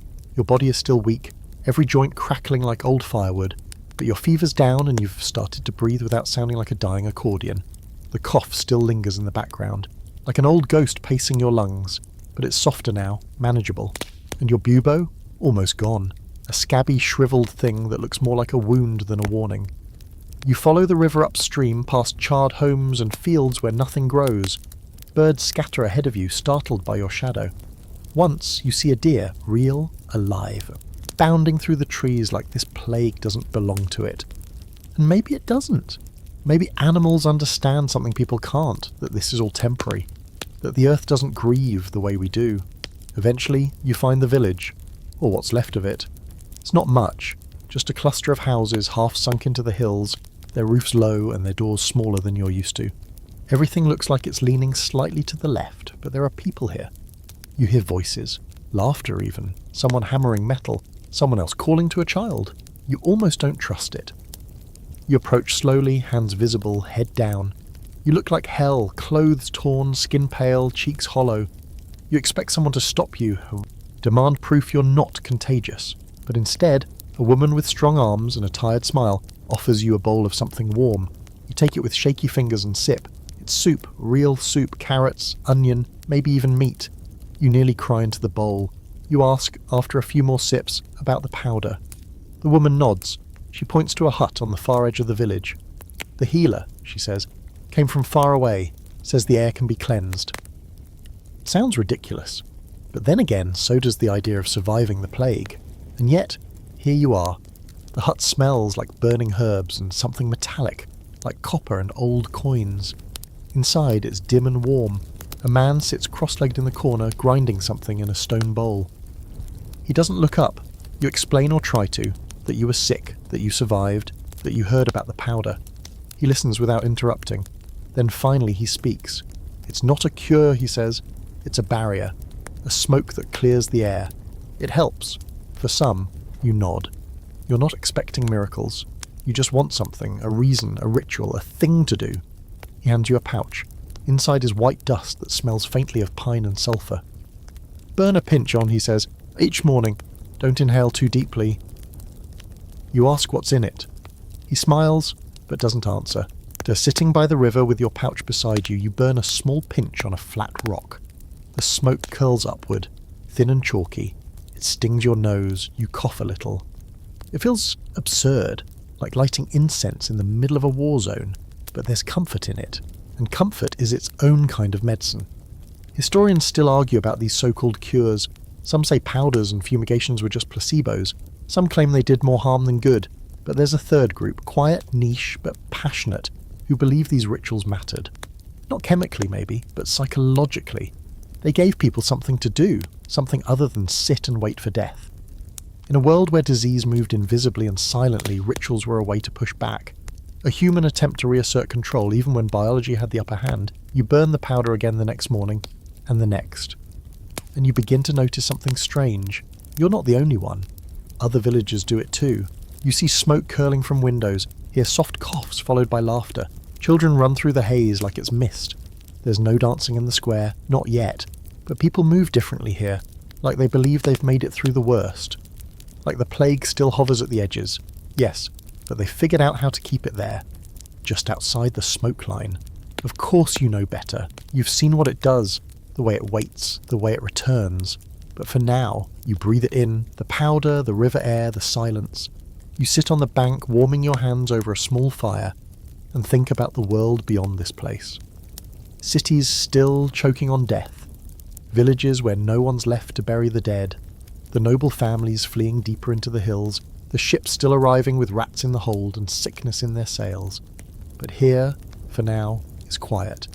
And if that quiet is built on myth, on powder and prayer and stories shared over soup, so be it. You lean back, watch the smoke rise toward a sky that finally feels blue again. And for the first time you let yourself imagine a future. You notice the change slowly. At first it's just whispers in the wind, carried from one cluster of survivors to the next. Then it becomes looks, furtive glances over shoulders, voices lowered to a hush, people pulling children indoors when a stranger passes. It starts in the eyes, as most dangerous things do, suspicion, fear, and something else, something ancient, something ugly. Someone has to be to blame. You feel it as soon as the question slips into a conversation around the cook fire. Why did some survive while others didn't? It's asked innocently at first by a woman with cracked hands and a scarf around her hair. She lost 2 sons. The question trembles on her lips like it's asking for comfort. But then someone answers, not with science, not with facts, but with certainty. They were marked, he says. And just like that, the slow burn begins. You've seen it coming. You've watched this disease rot not just bodies, but communities. It doesn't just kill, it hollows people out. It carves fear into the spaces where trust used to live. The alchemist with the mystery powder might have helped, sure, but even he isn't safe now. People have started eyeing his hut differently, whispering about foreign herbs and eastern trickery. The fact that he never got sick is now suspicious instead of admirable. That's how it works. Survivors stop being lucky, they start being threats. You learn that lesson yourself the day a child in the village falls ill. It's just a cough at first, a little blood on a handkerchief, but that's enough. The girl's mother carries her into the square, weeping, begging the healer to do something. The villagers gather, muttering. The alchemist comes out slowly, rubs the child's back, listens to her chest. Then he steps back and shakes his head. It's not the plague, he says, but no one believes him. A man, big, red-faced, grieving something unseen, points a finger at you. She spoke with them, so yes, and he growls. Just yesterday, near the well. Then were you the outsider, the one who got sick and didn't die, the one who still burns strange powders by the river. You can feel the air shift like a cold front moving through the crowd. You shake your head, try to speak, but your throat is dry and your heart is pounding too fast. She was healthy until that one came, someone else adds. We should have sent them away from the start. There's no logic here, just fear looking for a shape. And today that shape is you. You back away slowly, arms raised. I'm not sick, you say. Not anymore. But it doesn't matter. Your survival is proof enough of guilt now. You run. It's instinct. Your body, still half rebuilt from illness, doesn't want to move, but it moves anyway. You push through the trees, down the slope, toward the river. You hear shouting behind you, people yelling, a few chasing, most just watching. No one stops them. You reach the edge of the water, legs trembling, and turn. No one followed. Not far, at least. They're scared, not stupid. You're still the plague one. They don't want to touch you, only to exile you. Distance is the punishment now. You stay by the river for hours. The water rushes over the rocks like it's trying to pretend nothing's wrong. Like the world hasn't changed 1,000 times over since this all began. Eventually the alchemist finds you. He doesn't say anything right away, just sits beside you, unpacks a piece of bread and hands it over. You take it, eat in silence. He smells like rosemary and smoke. They'll calm down, he says. You don't answer. He sighs, but not today. And then, after a long pause, you should leave.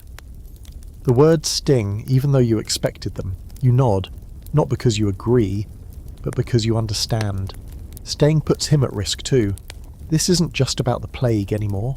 It's about control and fear, and the need to explain the unexplainable. You survived. That should be enough. But it's not. It's never been enough. Not in a world where survival itself can be seen as sorcery.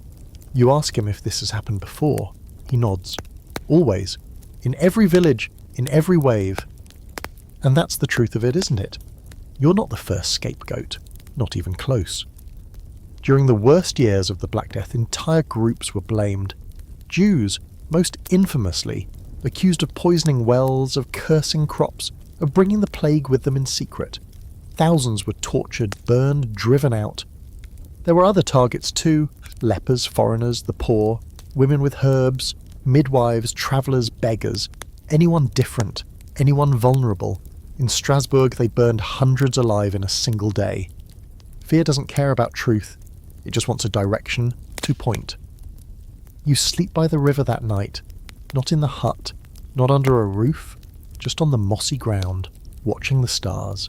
You dream of fire, of doors being barred from the outside, of hands reaching through smoke grasping for someone to blame, and in the morning you walk, not out of hope, not even out of fear anymore, just necessity. You pass through a forest where birds flit between branches like nothing's happened. You see a shrine by the road, candles melted flat, flowers dried to brittle husks. Someone tried to pray the plague away. You wonder if it worked for them, if it ever works for anyone. You reach a fork in the path and stop. Left goes deeper into the hills, right leads toward another town. You know what you'll find there. Walls, suspicion, maybe a locked gate, and someone with a spear asking too many questions. But there might also be people, food, a place to rest. You turn right, because that's what survivors do. Not just survive, they keep going even when the world wants them to disappear. You notice it first in the silence. It's too complete. No birdsong, no chopping wood, no muffled argument through a shuttered window. You've been walking toward the next town for nearly a day now, your limbs stiff but functioning, the cough still riding the back of your throat like a forgotten passenger. The fever hasn't come back and you haven't vomited in a week. Small miracles that you're learning not to celebrate too loudly. But this silence, this eerie, absolute stillness that greets you as you approach the village gate, feels heavier than any illness you've known. You hesitate just outside the town. The sun hangs low behind a veil of clouds, casting everything in pale grey light, the kind that makes the world look like it's been erased in pencil. The village before you isn't smoking or burned. It hasn't been raided or torn apart. It's just still, too still. That's when your stomach drops. The children. There are no children. Even at the height of the plague, you always heard them somewhere. Crying, wailing, playing in defiance of death, chasing stray dogs or throwing rocks at chickens. But here, as you pass through the creaking gate, it's all gone. No movement, no laughter. No dragging feet, not even a baby's whimper from behind closed doors. The streets are swept clean. A bucket sits upright beside a well. Clothes still hang from lines, caught in a gentle breeze like ghosts, but the voices, the tiny shrill voices that should be filling the air with nonsense and noise, are absent. You call out gently at first. No answer. You knock on a door. Then another. No answer. When you try the handle of the third house, it opens with a soft click. Inside there's food on the table, dried fish, a wedge of cheese, a jug half full of water. You blink at it like it's a mirage. Your stomach growls so hard it hurts. But something's off. The place is too clean. No overturned chairs, no clutter. You see 2 sets of shoes by the door, small ones. A child's, maybe 2. And by the hearth, a worn stuffed doll, its eyes painted crooked, arms frayed from years of tugging. You back out of the house slowly. Whatever happened here, it wasn't violent. It wasn't panic. It was something else. Something worse. The town is empty, fully, totally empty. The only sign of recent movement is a trail of footprints in the dirt, leading toward the chapel. So of course you follow. The chapel is small, with a crooked cross and ivy choking the southern wall. Inside it's cool and dim. You hear the drip of water somewhere behind the altar. But no voices, no prayers, just the smell of wax and dust. You move toward the altar, and that's when you see them. The names, scratched into the wall, hundreds of them, written in shaky hands, childish, hurried, sometimes barely legible. Whole families listed. You touch the letters and realise they've been carved with whatever was available. Knives, nails, the edge of a spoon. At the bottom of the wall, a sentence. We kept them safe as long as we could. You don't realise you've stopped breathing until your head starts to spin. There's a hatch behind the altar. A trapdoor, partially covered with a faded rug. You open it, slow and careful, and descend into darkness. It's cold down there. The air is thick. You light a small oil lamp and hold it high. And what it reveals nearly knocks the wind from your lungs. It's a crypt, or was. Now it's a nursery. Cots lined along the stone walls, dozens of them. Bedding made from old flour sacks, wicker baskets, toys, drawings on the wall. Stick figures, birds, stars, crude horses, one drawn in a different hand. But there's no one here. No adults. No children. Just the smell of old illness and something else. Wax, maybe. Herbs, lavender and rosemary tied in bundles and hung like talismans. Dried now. Dead. You move slowly, stepping around the remains of what was clearly an act of desperation. Someone, maybe a priest, maybe the villagers themselves, tried to hide the children, tuck them away underground, keep them from the sickness, keep them from the streets, from the fear, from the men with torches and spears. Maybe it worked for a while. But now the cots are empty, the blankets folded neatly, the drawings yellowed with time, debate still echoes among historians. What happened to the children during the Black Death? Some accounts claim children were spared more often than adults. Others say they were the first to fall, their bodies too weak to withstand the infection. Still others point to the emotional toll, generations of trauma, lost lineage, the haunting silence of empty schools and cradles. But here, in this forgotten crypt, you see something else. A community that tried, that fought against the tide, that made one last desperate attempt to shield what was left of the future. You sit down on one of the cots and try not to cry. You're not sure there's anything left inside you to leak out, but your hands shake and your throat tightens. You reach it into your bag and pull out the notebook, the one with your half-melted ink and your fever ramblings. You flip to the next clean page and write, "They were loved." You leave the crypt before nightfall, climbing the steps back into the hollowed-out church. The sky is bleeding orange now. Shadows stretch long and thin across the chapel floor. You pass the wall of names again and stop. Then, with the point of a nail you find on the windowsill, you add yours. Just your first name. No one will know what it means, but maybe someday someone will see it, and they'll understand that someone survived, that someone remembered, that someone saw what this place tried to do. You leave the town before dark. You don't look back. You don't need to. The silence will follow you. The memory will never leave. You don't talk for 3 days, not because there's no one around, though that's partly true, but because the words simply don't come. They sit like dry stones in the back of your throat, too heavy to lift, too sharp to swallow, after that crypt, after those tiny cots and those names carved in desperation. Something inside you closed like a door, quietly, without ceremony. So, you walk. The land has begun to shift as summer wanes. The grass is turning gold, the trees giving up their green a little earlier this year, as if even nature is tired. You see fewer travellers now, just a few hunched figures moving in the distance, faces turned downward, shoulders wrapped in wool even when the sun is hot. No one stops, no one waves. You pass one man on the road who stares at you like he's seeing a ghost. Maybe he is. Your own reflection in the stream doesn't look like you anymore. Your cheeks have sunk further, dark hollows under your eyes where once there were freckles. Your lips are cracked, and your hair is tangled beyond redemption. You smell like smoke and old sweat, and your tunic has worn so thin it flutters like moth wings in the wind. You start to laugh at the sight of yourself, really laugh, a deep, breathless wheeze, and immediately dissolve into a coughing fit so hard you fall to your knees in the mud. It passes. Everything does eventually. When you reach the city, you hesitate. You weren't planning to return to one. Cities mean gates, walls, questions, rules. Cities mean people, too many of them, and too many of them still dying. But the countryside is growing emptier by the week. The fields are wild. Villages sit hollow. And you've heard rumours of something strange here. Something new. You follow a group of traders through the gates. They're a motley bunch, wheeling a cart full of salted fish and goatskins. One man loudly promising no plague in these goods to every guard who'll listen. The guards barely glance up. They're gaunt, tired, their armour hanging off them like oversized shells. One of them scratches at his neck constantly. You wonder if he's been bitten. Once inside the walls, the air shifts. It doesn't smell like rot. Not entirely. There's something else, something sweeter. You wander through alleys until you find it. Carts stacked with herbs, barrels of vinegar, cloth soaked in wine hanging from windows. People walk with masks, primitive, handmade things with cloth sewn across the mouth, or bunches of rosemary tied under the nose. Everyone keeps distance. They nod politely, but no one reaches out, and when you pass too close, they step aside, not rudely, but with the gentle urgency of someone trying to avoid stepping in wet paint.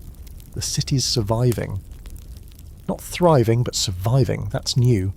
You overhear someone say that this city was hit early, hard, and then locked itself down completely. No one in, no one out, for weeks, months. Corpses burned in mass pyres outside the walls. Entire quarters of the city were sealed and torched. But now the infection has slowed. Not stopped, but slowed. You're tempted to stay. The idea of being around people again, real people, not just shapes in the distance, is almost too much. You sit in a square near the market, watching children chase pigeons around the edge of a dry fountain. Their laughter is cautious, like they've forgotten how to be loud. You chew on a piece of stale bread and watch the sun melt behind the rooftops, wondering if maybe, this is the place where you stop running. But then you see the cart. It's slow, silent, pulled by 2 exhausted horses and flanked by the men with sticks. They move through the square without fanfare. One of the guards bangs his staff once against the stones and the people scatter. You stay where you are, frozen. There are bodies in the cart. Not many. Just 4. Wrapped in canvas. Faces covered. They're stacked neatly, respectfully. It's not the horror of it that hits you, it's the normalcy. People move around the death cart like it's a delivery wagon, like it's nothing, no one cries, no one watches. They have made room for death here, given it a schedule, a system, and that's when you know you can't stay. You're not ready for this kind of survival, not yet. This city has tamed the horror. You're still wearing it.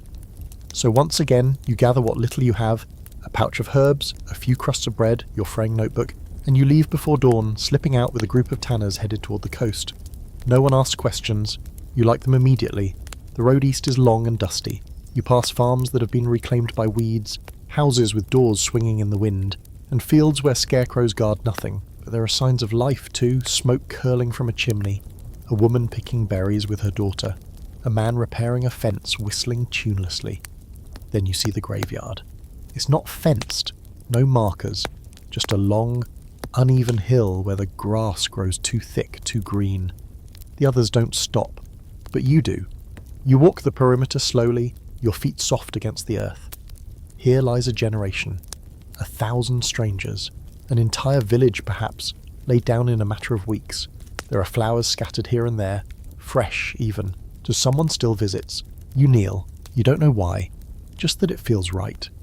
You press your hand to the ground and whisper something that isn't quite a prayer, just words, soft, broken, meant for no one and everyone. Yeah, I remember you. Maybe I thought that's the only cure anyone gets in the end. Not powders, not prayers, just memory. The wind carries your whisper away and you rise slowly, joints stiff, heart quiet. You keep walking. One foot, then the other. The path ahead is long, but now at least it doesn't feel empty. It's the sea that calls to you next.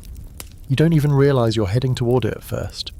The path winds through thick forests and stony hills, across dry creek beds and meadows that buzz with flies, until the scent begins to change, faint at first, like someone opened a window 1,000 miles away. The air carries salt now, and a strange wetness that makes your skin tighten and your nose flare. And then there's the sound, low, constant, like the earth is sighing. It comes and goes in waves, a heartbeat that isn't yours. You follow it. It takes another day before you crest the final hill and see it, the ocean, endless. Pale blue stretching to the horizon, where the sky bleeds into water with no line between them. You've never seen anything so vast. You'd heard stories, of course. You grew up seeing oceans on screens, in documentaries, romanticised and pixel perfect. But here, it's alive, heavy, intimidating. You understand why people once believed it held the edge of the world.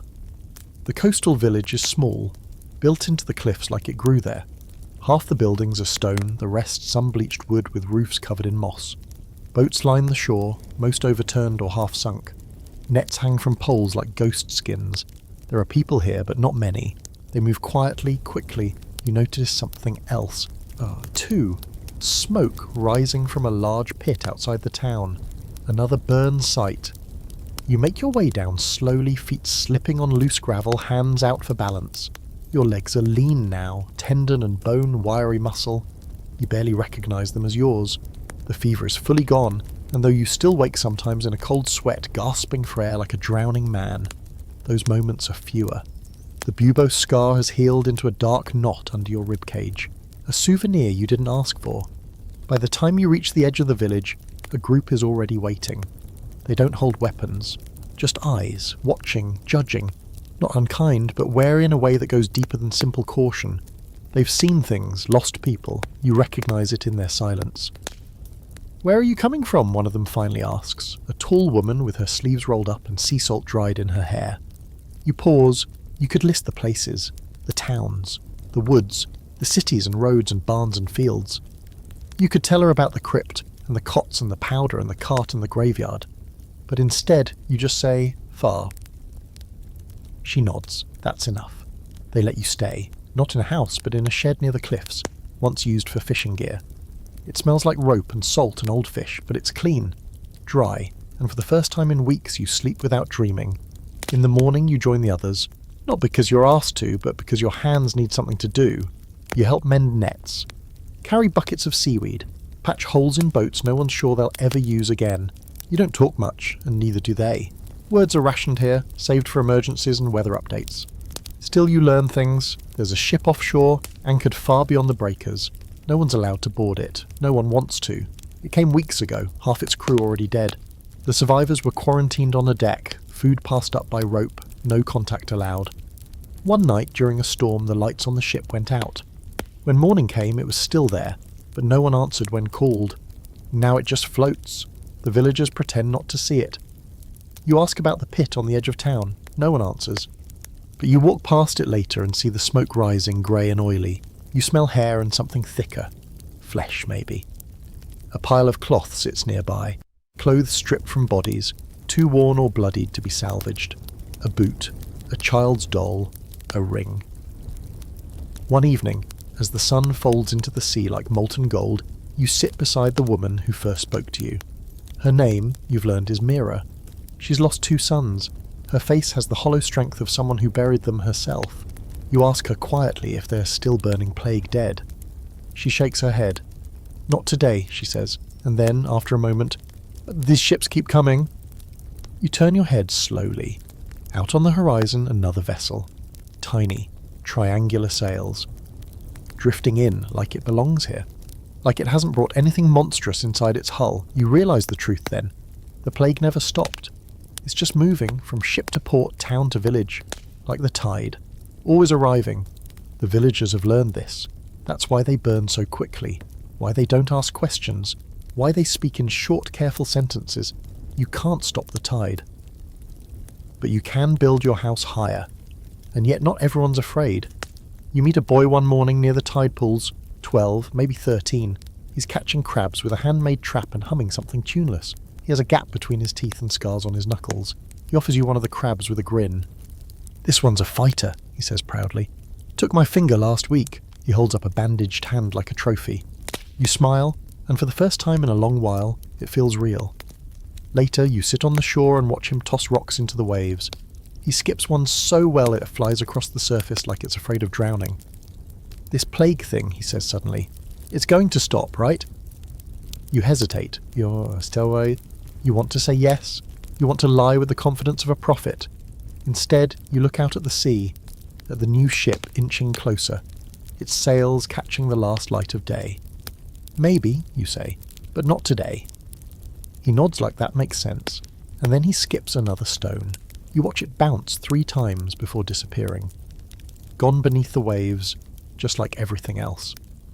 The sea changes first, before the people, before the weather, before anything else. The waves, which had been mild and rhythmic since your arrival, steady as a sleeping breath, begin to surge without warning. No storm, no wind, just a sudden pulse in the water, like the ocean is waking up angry. One morning you open your eyes and see foam breaking far too close to the rocks. Boats that were tied up safely the night before now lie splintered along the shore. Mira curses the tides. The others just nod and gather rope. The air is different too, heavier, tasting more of metal than salt. The gulls disappear. You hadn't noticed how constant they were until they weren't. Just silence now. Broken only by creaking wood and distant coughing. It's subtle, but unmistakable. Nature, like the rest of you, is starting to feel the strain. A week passes, then 2. You help rebuild a boat you know no one will sail. The boy, Cray, he told you, says it's for when this is all over. His optimism would be annoying if it weren't so necessary. Every hammer swing, every coil of fresh line, every scrape of barnacle feels like it's trying to prove something. We're still here. The villagers have begun calling the disease the hush. They don't speak its name directly anymore. That word has weight, and they've grown tired of carrying it. One night, a woman washes ashore. She's alive, barely. Her boat must have capsized beyond the reef, and somehow she made it through the breakers. Her skin sunburnt, her eyes raw. You help carry her up the hill as she mutters nonsense, broken pieces of sentences in a language you don't know. Mira checks her over, searching for buboes, fever, signs of blood in her mouth. There's nothing, just exhaustion. And yet, the town splits the moment she arrives. Some say she's lucky, a survivor like you. Others say she's a spark and the dry grass around her is already smoking. She's given a hut near the edge of the cliffs under watch. She eats little, sleeps most of the day. You visit her gently, offer broth, water, herbs. You don't ask about where she came from, if she knows the name of the ship, if she watched it sink. It's enough that she's breathing. That's the only currency left. But not everyone agrees.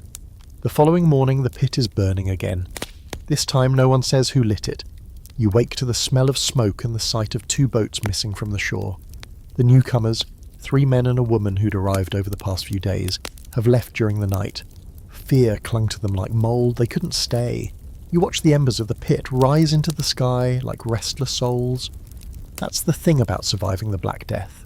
People assume that once you're past the fever and the vomiting and the swellings and the blood, you're safe. But no one tells you about what comes after. The waiting, the guessing, the lines drawn in dirt between who can be trusted and who cannot.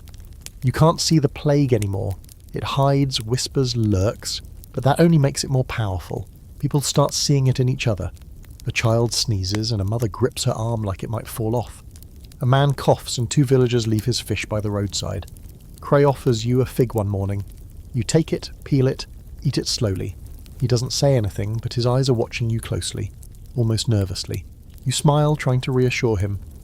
Later you find the skin of the fig carefully placed in the fire pit, burned, just in case. You try not to take it personally. The woman from the sea begins to improve. She speaks a few words now, broken Latin mostly, some Italian, and something else older and rougher. Mira believes she came from one of the islands off the coast. A monastery perhaps, or a trading post. She mentions fire, and silence, and something about bells, always bells. You wonder how far the sound of morning carries across the water. One evening she places a shell in your hand, pale, pink, spiral-shaped. You look at it for a long time. There's a hole through the middle, a necklace maybe, or an offering, or a warning. You tie it to your belt. You don't know why, but it feels right.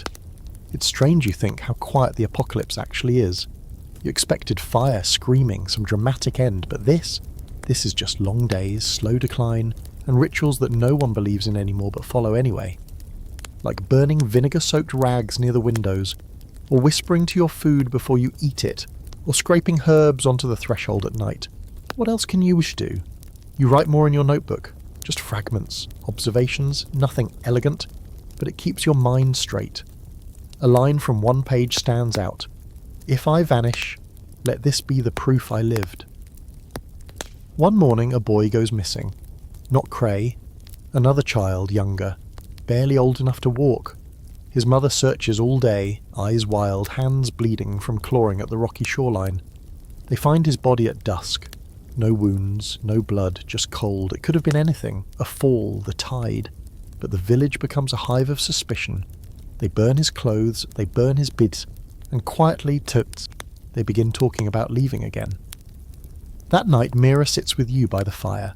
She's holding a carved wooden figure. One of her sons made it long ago. You don't ask which one. It's shaped like a bird. Its wings have been chipped away, but it still balances on its base. You think we're being punished? She asks. You don't answer. The question is too big. People used to say it, she continues, that we were sinners, that God sent this because we stopped listening. But I don't believe it. You nod, slowly. Then again, she says, I don't know what I believe anymore. That's the truest thing you've heard all year, because if the Black Death has a theology, it's this. No one deserves it, but it comes anyway. It doesn't check your sins. It doesn't listen to your prayers. It rolls through villages like fog, and when it leaves, it takes pieces of you that were never sick to begin with. The next morning the sea is still again, flat as glass. And the ship that had been anchored offshore? Gone. No one knows where. No one saw it leave. You wonder if it ever really existed at all. You sit at the edge of the rocks, staring at the water, and try to remember how it felt to live in a world where death didn't have a shape. Where fear wasn't a currency. Where survival didn't feel like a betrayal. You can't, but you can remember this. You're still here, and as long as you are, you keep walking. The decision to leave isn't made in a moment. It's a slow pull, like a tide rising beneath your feet until, without realizing it, you're already floating. Maybe it starts when you wake one morning to find Mira gone. No warning, no note. Just her absence where she used to be, her empty boots by the hearth. Or maybe it's when you see Cray sitting alone by the broken net, staring out at the sea with a look that's too still for a child. You try to ask him if he's all right, but he just shrugs and says, "People keep leaving, that's what they do now. And maybe that's it, that's all it takes." So you pack. There's not much to carry. A handful of dried berries, some stale bread, your pouch of herbs, the shell the woman gave you, and your notebook, worn now, soft-edged, covered in fingerprints and water stains. Pages filled with fragments of yourself. It weighs more than anything else. You leave at dawn before the sky has decided what kind of day it wants to be. Cray catches you at the edge of the village. He doesn't try to stop you. He just hands you something wrapped in cloth, a small fish dried and salted, and a tiny carved boat no bigger than your thumb. "So you don't forget where you've been," he says. You press it into your palm and close your fingers around it. Words are too fragile, too clumsy, so instead you hug him. He doesn't pull away. Then you walk. The road curves inland, away from the cliffs, through gnarled trees and hills that seem to roll on forever. You pass the charred remains of a wagon and a rusted cooking pot sitting upright in the dust as if waiting for dinner that never came. You see more graves now, hastily dug mounds beside the road, some with stones, some with nothing tucked at all. You start counting them but lose track somewhere after 30. You stop once to gather mushrooms growing in the shade. They might be sere, they might not. At this point, hunger is the bigger threat. You boil them in a dented tin cup over a small fire and eat slowly, listening to the forest creak and breathe around you. A deer passes nearby, silent as a shadow. You watch each other for a moment before it disappears into the trees. There's a fork in the path the next day. One road climbs toward a walled town in the distance and smoke rising from its chimneys in neat little lines. The other cuts through low valleys, toward what looks like farmland. You stand there for a long time, staring between the two, like they might speak up and make the choice for you. Eventually you choose the farmland. The town smells too much like containment. Too many eyes, too many doors that can be locked. The valley is quiet. Golden grass sways in the wind. You pass fields that are half-harvested, the tools left behind, as if someone just stood up one day and never came back. A sickle rusts in the dirt. A hat hangs on a fence post, bleached to bone white by the sun. Then you see the abbey. It sits on a hill, half swallowed by ivy. Its stones dark with age and soot. The bell tower leans slightly as though it's tired of standing. You can't tell if it's abandoned or not. You climb the hill anyway. When you reach the top, you knock on the heavy wooden door out of habit, even though it looks like it hasn't been opened in weeks. To your surprise, it creaks open. Inside, it's cold and smells of old paper and incense. Candles still flicker in the alcoves, but barely. And then you hear it. Singing, soft, off-key, like someone forgot the melody halfway through but kept going anyway. You follow the sound down a long corridor, past crumbling statues and empty pews, until you reach a chapel. There, at the front, sits a single monk, thin, pale, hooded. Singing to an audience of none. He doesn't look up when you enter, just gestures for you to sit. You do. The song ends in silence. "You're late," he says, voice raspy. "For what?" He shrugs. "Everything." You talk for a while, or rather, he talks and you listen. He tells you that the others are gone. Some fled, some died. He stayed. Not out of duty, but because he had nowhere else to be. He spends his days copying texts, fragments of prayers, herbal recipes, old poetry. He says it doesn't matter if no one reads them. It's not about being remembered. It's about remembering. You show him your notebook. He flips through it slowly, eyes flickering across the pages like a blind man seeing light again. "This is good," he says. "Even the messy parts." You leave the notebook with him that night. Not all of it, just a few pages. Stories, observations, a sketch of the village on the sea, a name scratched into a chapel wall. It feels right leaving part of yourself here. In the morning you ask if you can help. He hands you a brush and points to the floor. You spend the day sweeping dust from the corners of rooms you can barely see. It's strangely peaceful, monotonous in the way that lets your brain rest. Your body still aches, but it's a clean ache now, not the kind that warns of death, but the kind that tells you you've survived it. That evening, the monk brews tea from a tangle of herbs and offers you a cup. "Tastes like dirt and regret," he says with a grin. He's not wrong. You stay another day, then another. You patch a broken window with cloth and resin, help clean the cistern, organise the jars of dried roots and berries. You don't speak of the plague. You don't have to. It lives in the silence between sentences, in the missing names, in the way he stares too long at the empty beds, but also in the way he hums while he works. in the fact that he still lights candles, in the careful way he tends to the herbs, like each leaf might matter. On your last day, you leave him something else. The little carved boat Cray gave you. He looks at it for a long time, then places it gently on the altar, beside a cracked chalice and a broken cross. A new trinity, he murmurs. Grief, memory, and survival. You nod. You've given all three, and then you leave, because that's what you do now. You leave pieces of yourself behind in exchange for the knowledge that you existed. The hills ahead are dry and bone-coloured, dotted with black stones that seem to multiply the longer you stare at them. You've left the abbey behind, another memory you're not sure how to hold. And you're walking again, always walking. This time the land feels less like it's waiting for you and more like it's testing you. The heat presses down, heavy and sour, curling through your clothes and into your breath. There's no shade, no streams, no birds, just wind, dust, and the endless crunch of your boots against gravel. You've been alone for 2 days now. Properly alone, no voices at night, no smoke from distant fires, not even the soft bark of a dog or the rustle of livestock in the distance.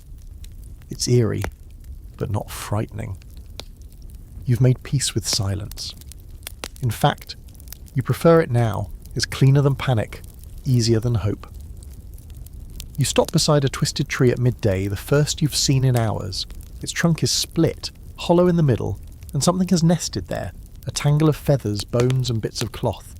You wonder if it's a bird's or someone else's.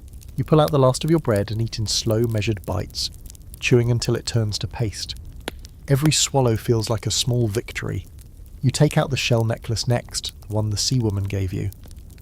It's still smooth and warm from your skin.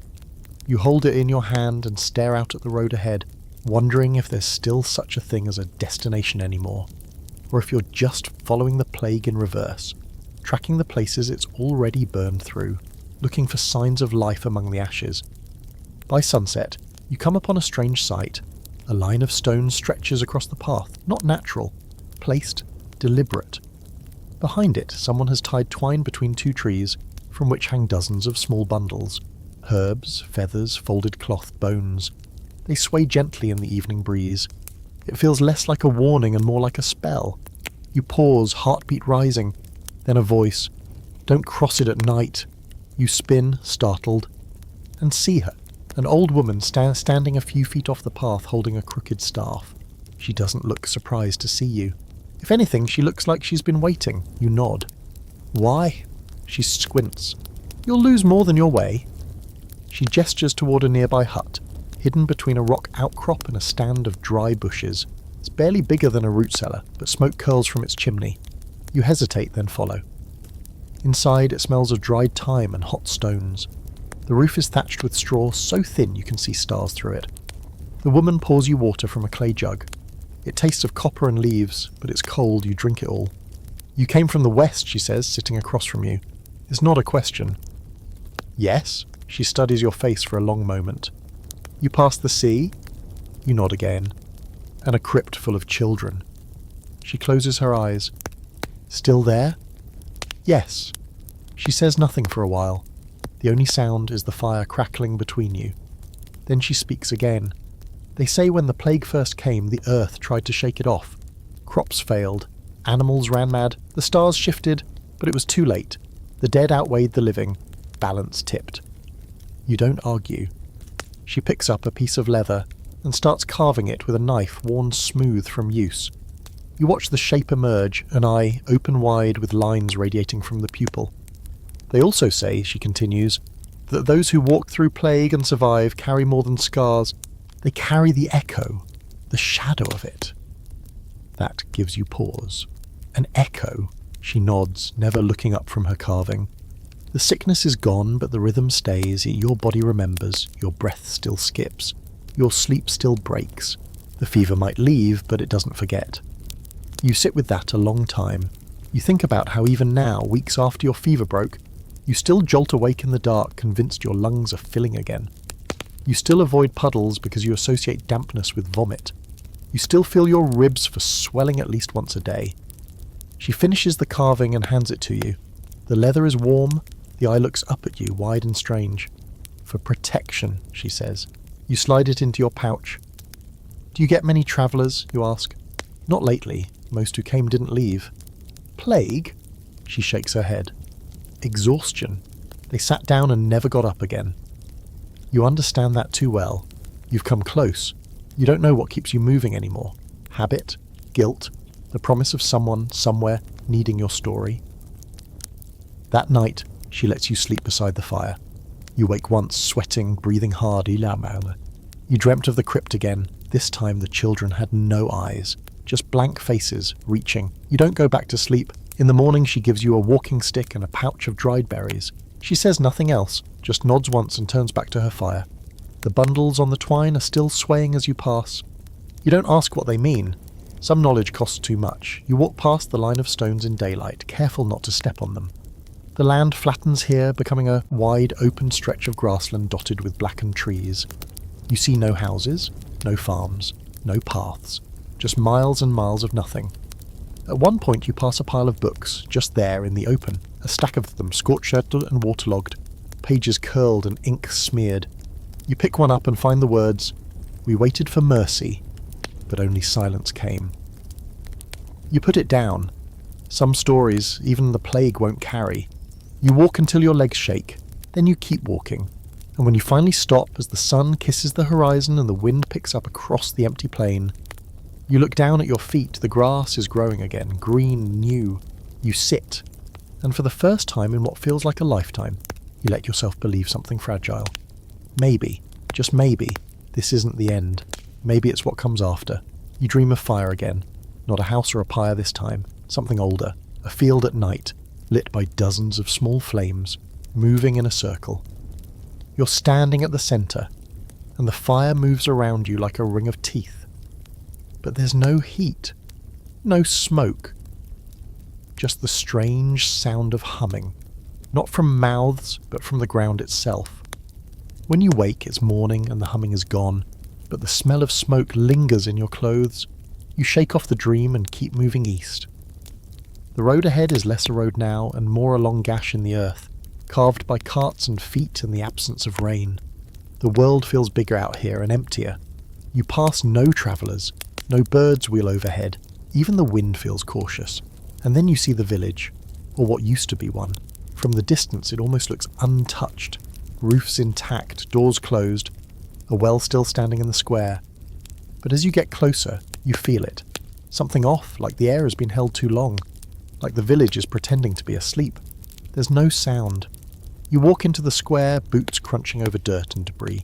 A wooden bowl lies overturned by the well, a spoon beside it. Dust covers everything in a thin, even layer. You open the first door. Inside, a table set for dinner. 3 chairs, food long rotted. A candle burned down to its base. You step back out.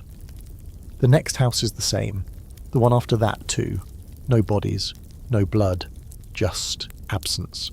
You walk the entire village in under an hour. Every home is fully intact, beds made, tools neatly hung, livestock pens empty but with the gates left open, like everyone got up at once and walked out together. You sit in the centre of the square, staring at the windows that stare back. This is different. You've seen plague towns, screams echoing through cracked walls, half-dug graves, fires still smoking. But this is surgical. A full vanishing. You wonder if you're the first person to step here in weeks, or months, or longer. You shout once just to hear your voice. It bounces back hollow, and that's when you start noticing the symbols. They're carved into the door frames, small, deliberate, not religious, not runes. Circles, intersecting lines, sharp points. Each one is different. Some are near the ground, some above the lintels. You count 17 different patterns. On the well there's one larger than the rest, etched into the stone with a knife or chisel. You don't know what they mean. You don't want to know. But it confirms your suspicion. This wasn't a natural abandonment. This was ritual. You find the chapel last, at the edge of the village. It's smaller than to most, stone walls blackened at the base from an old fire. Roof patched with moss. Inside there are no pews, just a single altar, scorched and cracked, and something nailed to the back wall. It's a message, burned into a slab of wood. You read it slowly, whispering the words aloud. We go by choice, not fear. We go where the air is clean, where no rats crawl, where the bells do not toll, do not follow. You step back. So, they left. Together. Voluntarily. Some fringe groups did that during the Black Death, formed communes in the woods, fled to the mountains, believing isolation was the only cure. Some were religious, others just desperate. Some were never heard from again. Others were found later, skeletal and still holding hands. You sit on the chapel step and stare out at the village. They tried. You don't know if they made it, but they tried something different. And in a way that feels like hope. You spend the night in one of the empty houses. You don't light a fire, you don't eat much, but for the first time in days you sleep deeply. No dreams, no coughing fits, just silence. In the morning you write. A new entry in your notebook, longer than usual. You write about the vanished village, the dinner left uneaten, the symbols, the words on the chapel wall. You draw them one by one with your best guesses at meaning. And at the end you write, they left together, that must count for something. You move on. The land flattens again and the road returns. You pass a broken cart by the side of the path, half buried in wildflowers. You see a crow pick at something hidden in the grass and choose not to look closely. By midday you spot another traveller ahead. You slow your pace. You've learnt to be careful. But when they turn, you see they're young. A girl, maybe 16. She carries a long stick and a cloth bundle, her hair tied in a rough braid. She watches you approach, unmoving. When you're close enough to hear, she says, "You all sick?" You shake your head. "Not anymore." She nods. You wait for more, but she says nothing. Finally, you ask, "Where are you going?" She shrugs. "Nowhere left to go." You offer her water. She takes it, drinks. Then finally she says, "I was with a group. They all died, even the dog." You nod. No words will help. She asks, "Are you alone?" You think about it, then shake your head. "Not really." She doesn't ask what you mean. You don't explain. You walk together for the rest of the day, not talking much, just moving forward. That evening you find shelter in an old barn. She falls asleep quickly, curled in a pile of hay, one hand still gripping the stick. You sit at the door watching the stars emerge one by one. So many people gone, you think, and still the sky looks exactly the same. You wonder if it remembers all of you, all your names, all your grief. Then you reach into your pack and pull out your notebook again. This time you write without stopping, about everything. The beginning, the sickness, the death ships, the grave pits, the children, the dreams, the scapegoat, and the girl sleeping behind you, breathing deeply, proof that someone still lives. By the time you finish, the moon is high. You close the book, and for the first time in a long while you smile. You're not walking toward the end anymore. You're walking out of it. The sun rises like an apology.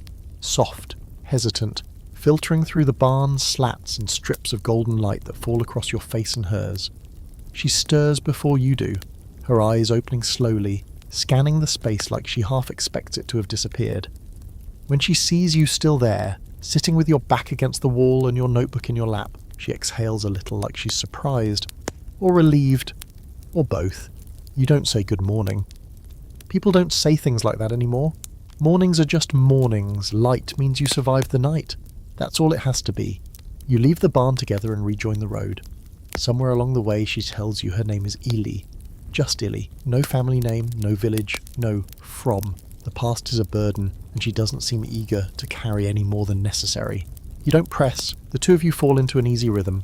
You walk in silence for long stretches, side by side, but a few paces apart. The distance isn't cold, it's respectful. You've both learned that even silence can be comforting if it's chosen and not forced. You stop to drink from creeks, to gather herbs you half remember the names of, you don't talk about where you're going. There's no map anymore, just the forward path. And then, late in the afternoon, you smell smoke. Not the thick, choking kind of corpse fires or the oily stench of burned wagons. This smoke is different, cleaner, lighter. It smells like wood, like cooked food, like something alive. You and Eiley freeze. She points. There, just ahead, behind a thin veil of trees and a rise in the land, you can see it. A cluster of small homes. Actual homes, with standing roofs and shutters that don't swing wildly in the wind. You see a figure moving, tending a fire. Another walking with a basket. It doesn't look abandoned, and it doesn't look afraid. You exchange a glance. You've seen this before. Small settlements that pretend things are fine. Fresh flowers in the windows, white linen on the lines. But If you open the wrong door, there's always a body in a chair, or a pile of ash where a family used to be. But this time it's different. A child laughs. It stops you both in your tracks. Not crying, not screaming, laughter. You step into the clearing like ghosts re-entering the world of the living. Heads turn, the villagers notice you, but no one shouts or runs or clutches their children away. A few men rise from stools and approach slowly, cautiously but without weapons. An older woman meets them halfway and speaks to you first. "Travellers?" she asks. You nod. "You mean no harm?" She squints and gestures to a bucket near the well. "Then wash your hands." You do. So does Illy. The water is cold but clean. There's soap too, real soap, sharp-smelling, laced with ash and rosemary. You scrub your hands raw and it feels better than anything you've touched in months. The woman nods. You can stay the night, but if you cough, you sleep outside. Fair. You're led to a small guest house. Nothing fancy, just 4 walls and a fire pit. There's bread waiting, and a stew. Eily nearly weeps when she tastes it. You both eat like starved animals until your stomachs beg you to stop. The villagers don't join you, but they linger nearby, watching with curiosity more than fear. It's clear they've had visitors before, survivors, maybe even exiles, but they're still here. They're living. You learn their story the next morning. The woman's name is Elga. She used to be a midwife. When the plague began, she left the city and returned to her birth village, found a handful of old friends still there, holed up and trying to stay unseen. They built a wall, kept to themselves, set rules. No one enters without washing. No one stays if they show symptoms. Firewood is left at the edge of the tree line. Food is shared, but not hands. They held the line. They still burn herbs, still place vinegar-soaked cloths at their doors. But not because they believe those things save them, because it grounds them. Rituals become the bones of survival. Repetition in the face of chaos. Little anchors in a storm of grief. We're not untouched, Elga admits. We've lost people, but we've also learned, and we keep learning. You and Illy help them for a few days, gathering firewood, tending goats, repairing fences. Your hands remember how to work. Your muscles remember what it feels like to be useful. At night, you sleep in real beds. You don't dream of crypts or burning ships or glassy-eyed children. You just sleep. One evening, Illy asks you something you weren't ready for. Are we allowed to be happy again? She says it quietly, like the wind might snatch the question away before it can settle. You don't answer right away. You poke at the fire with a stick. You think about all the places you've passed, all the names scratched into doors, all the food that went uneaten. You think about Mira, the sea woman, the monk in the abbey, Cray, the vanished village, and your first fevered breath in that stinking barn. And then you say, I think we're supposed to be. Illy nods slowly, not smiling but so opening. The next morning you find her tying together scraps of cloth, sewing them into a long ribbon. When you ask what she's doing, she shrugs and says, leaving something behind, like you with your notebook. You hadn't realised she noticed. But of course she had. The villagers offer to let you both stay. There's room, there's work, it's safe, you think about it. Seriously. But something in you is still restless, and Illy seems to feel it too. You're not done walking, not yet. Not because you're running anymore, but because there's more world out there than grief, and you want to see it. You need to see it. So you leave with full stomachs, clean skin and arms filled with gifts. Dried food, new cloaks, small knives, bandages, and a charm carved from ashwood. Elga presses it into your palm as you go. For health, she says, and memory. You thank her. She waves you off with a weary smile. Tell people we exist. If you find others, tell them we're not all gone. You promise and you mean it. You and Illy walk east again, through tall grass and morning mist, your silhouettes long in the light. You don't speak. You don't need to, because now, at last, you are walking not from death, but toward life. So now here you are, back in bed, legs tucked under the covers, eyes probably heavy, wondering how in the world we just wandered through 25 sections of plague pits, bread crusts, rat-born nightmares, and the kind of despair that doesn't always come with a soundtrack. But somehow you made it. Or at least, the you in the story did. Barely. Look, let's be honest, you probably wouldn't survive the Black Death. Statistically, most people didn't. No antibiotics, no real medical understanding, and cities that were basically open-air germ bowls with a side of goat stew. You'd be lucky to survive the first fever spike. You'd be even luckier to avoid being tossed into a mass grave because you look like you might sneeze. Your immune system, let's just say it hasn't been tested against 14th century biological warfare. But what you would have, what you do have, is the thing that somehow lingered long after the last corpse turned to dust. Memory. The act of witnessing, of writing, of walking forward, even when the world turned to ash behind you. That's what this was about. It was never just about the plague. It was about what people did after, the rituals, the running, the reinvention, the silence and the small laughter that began to sneak back in, the moments when someone reached out just once to say, "We're still here." And hey, you are still here. In your bed, maybe on your phone, maybe listening to this from under a blanket while the fan hums in the background like I suggested way back in section 1. Full circle, right? So let yourself exhale, let yourself rest. This has been one long, slow walk through the worst of history. And if it left you a little haunted, a little reflective, a little grateful for your indoor plumbing and Google, good. That means you're alive, and you know it. Sleep well tonight, Plague Walker. And remember, the only thing stronger than the sickness was the story.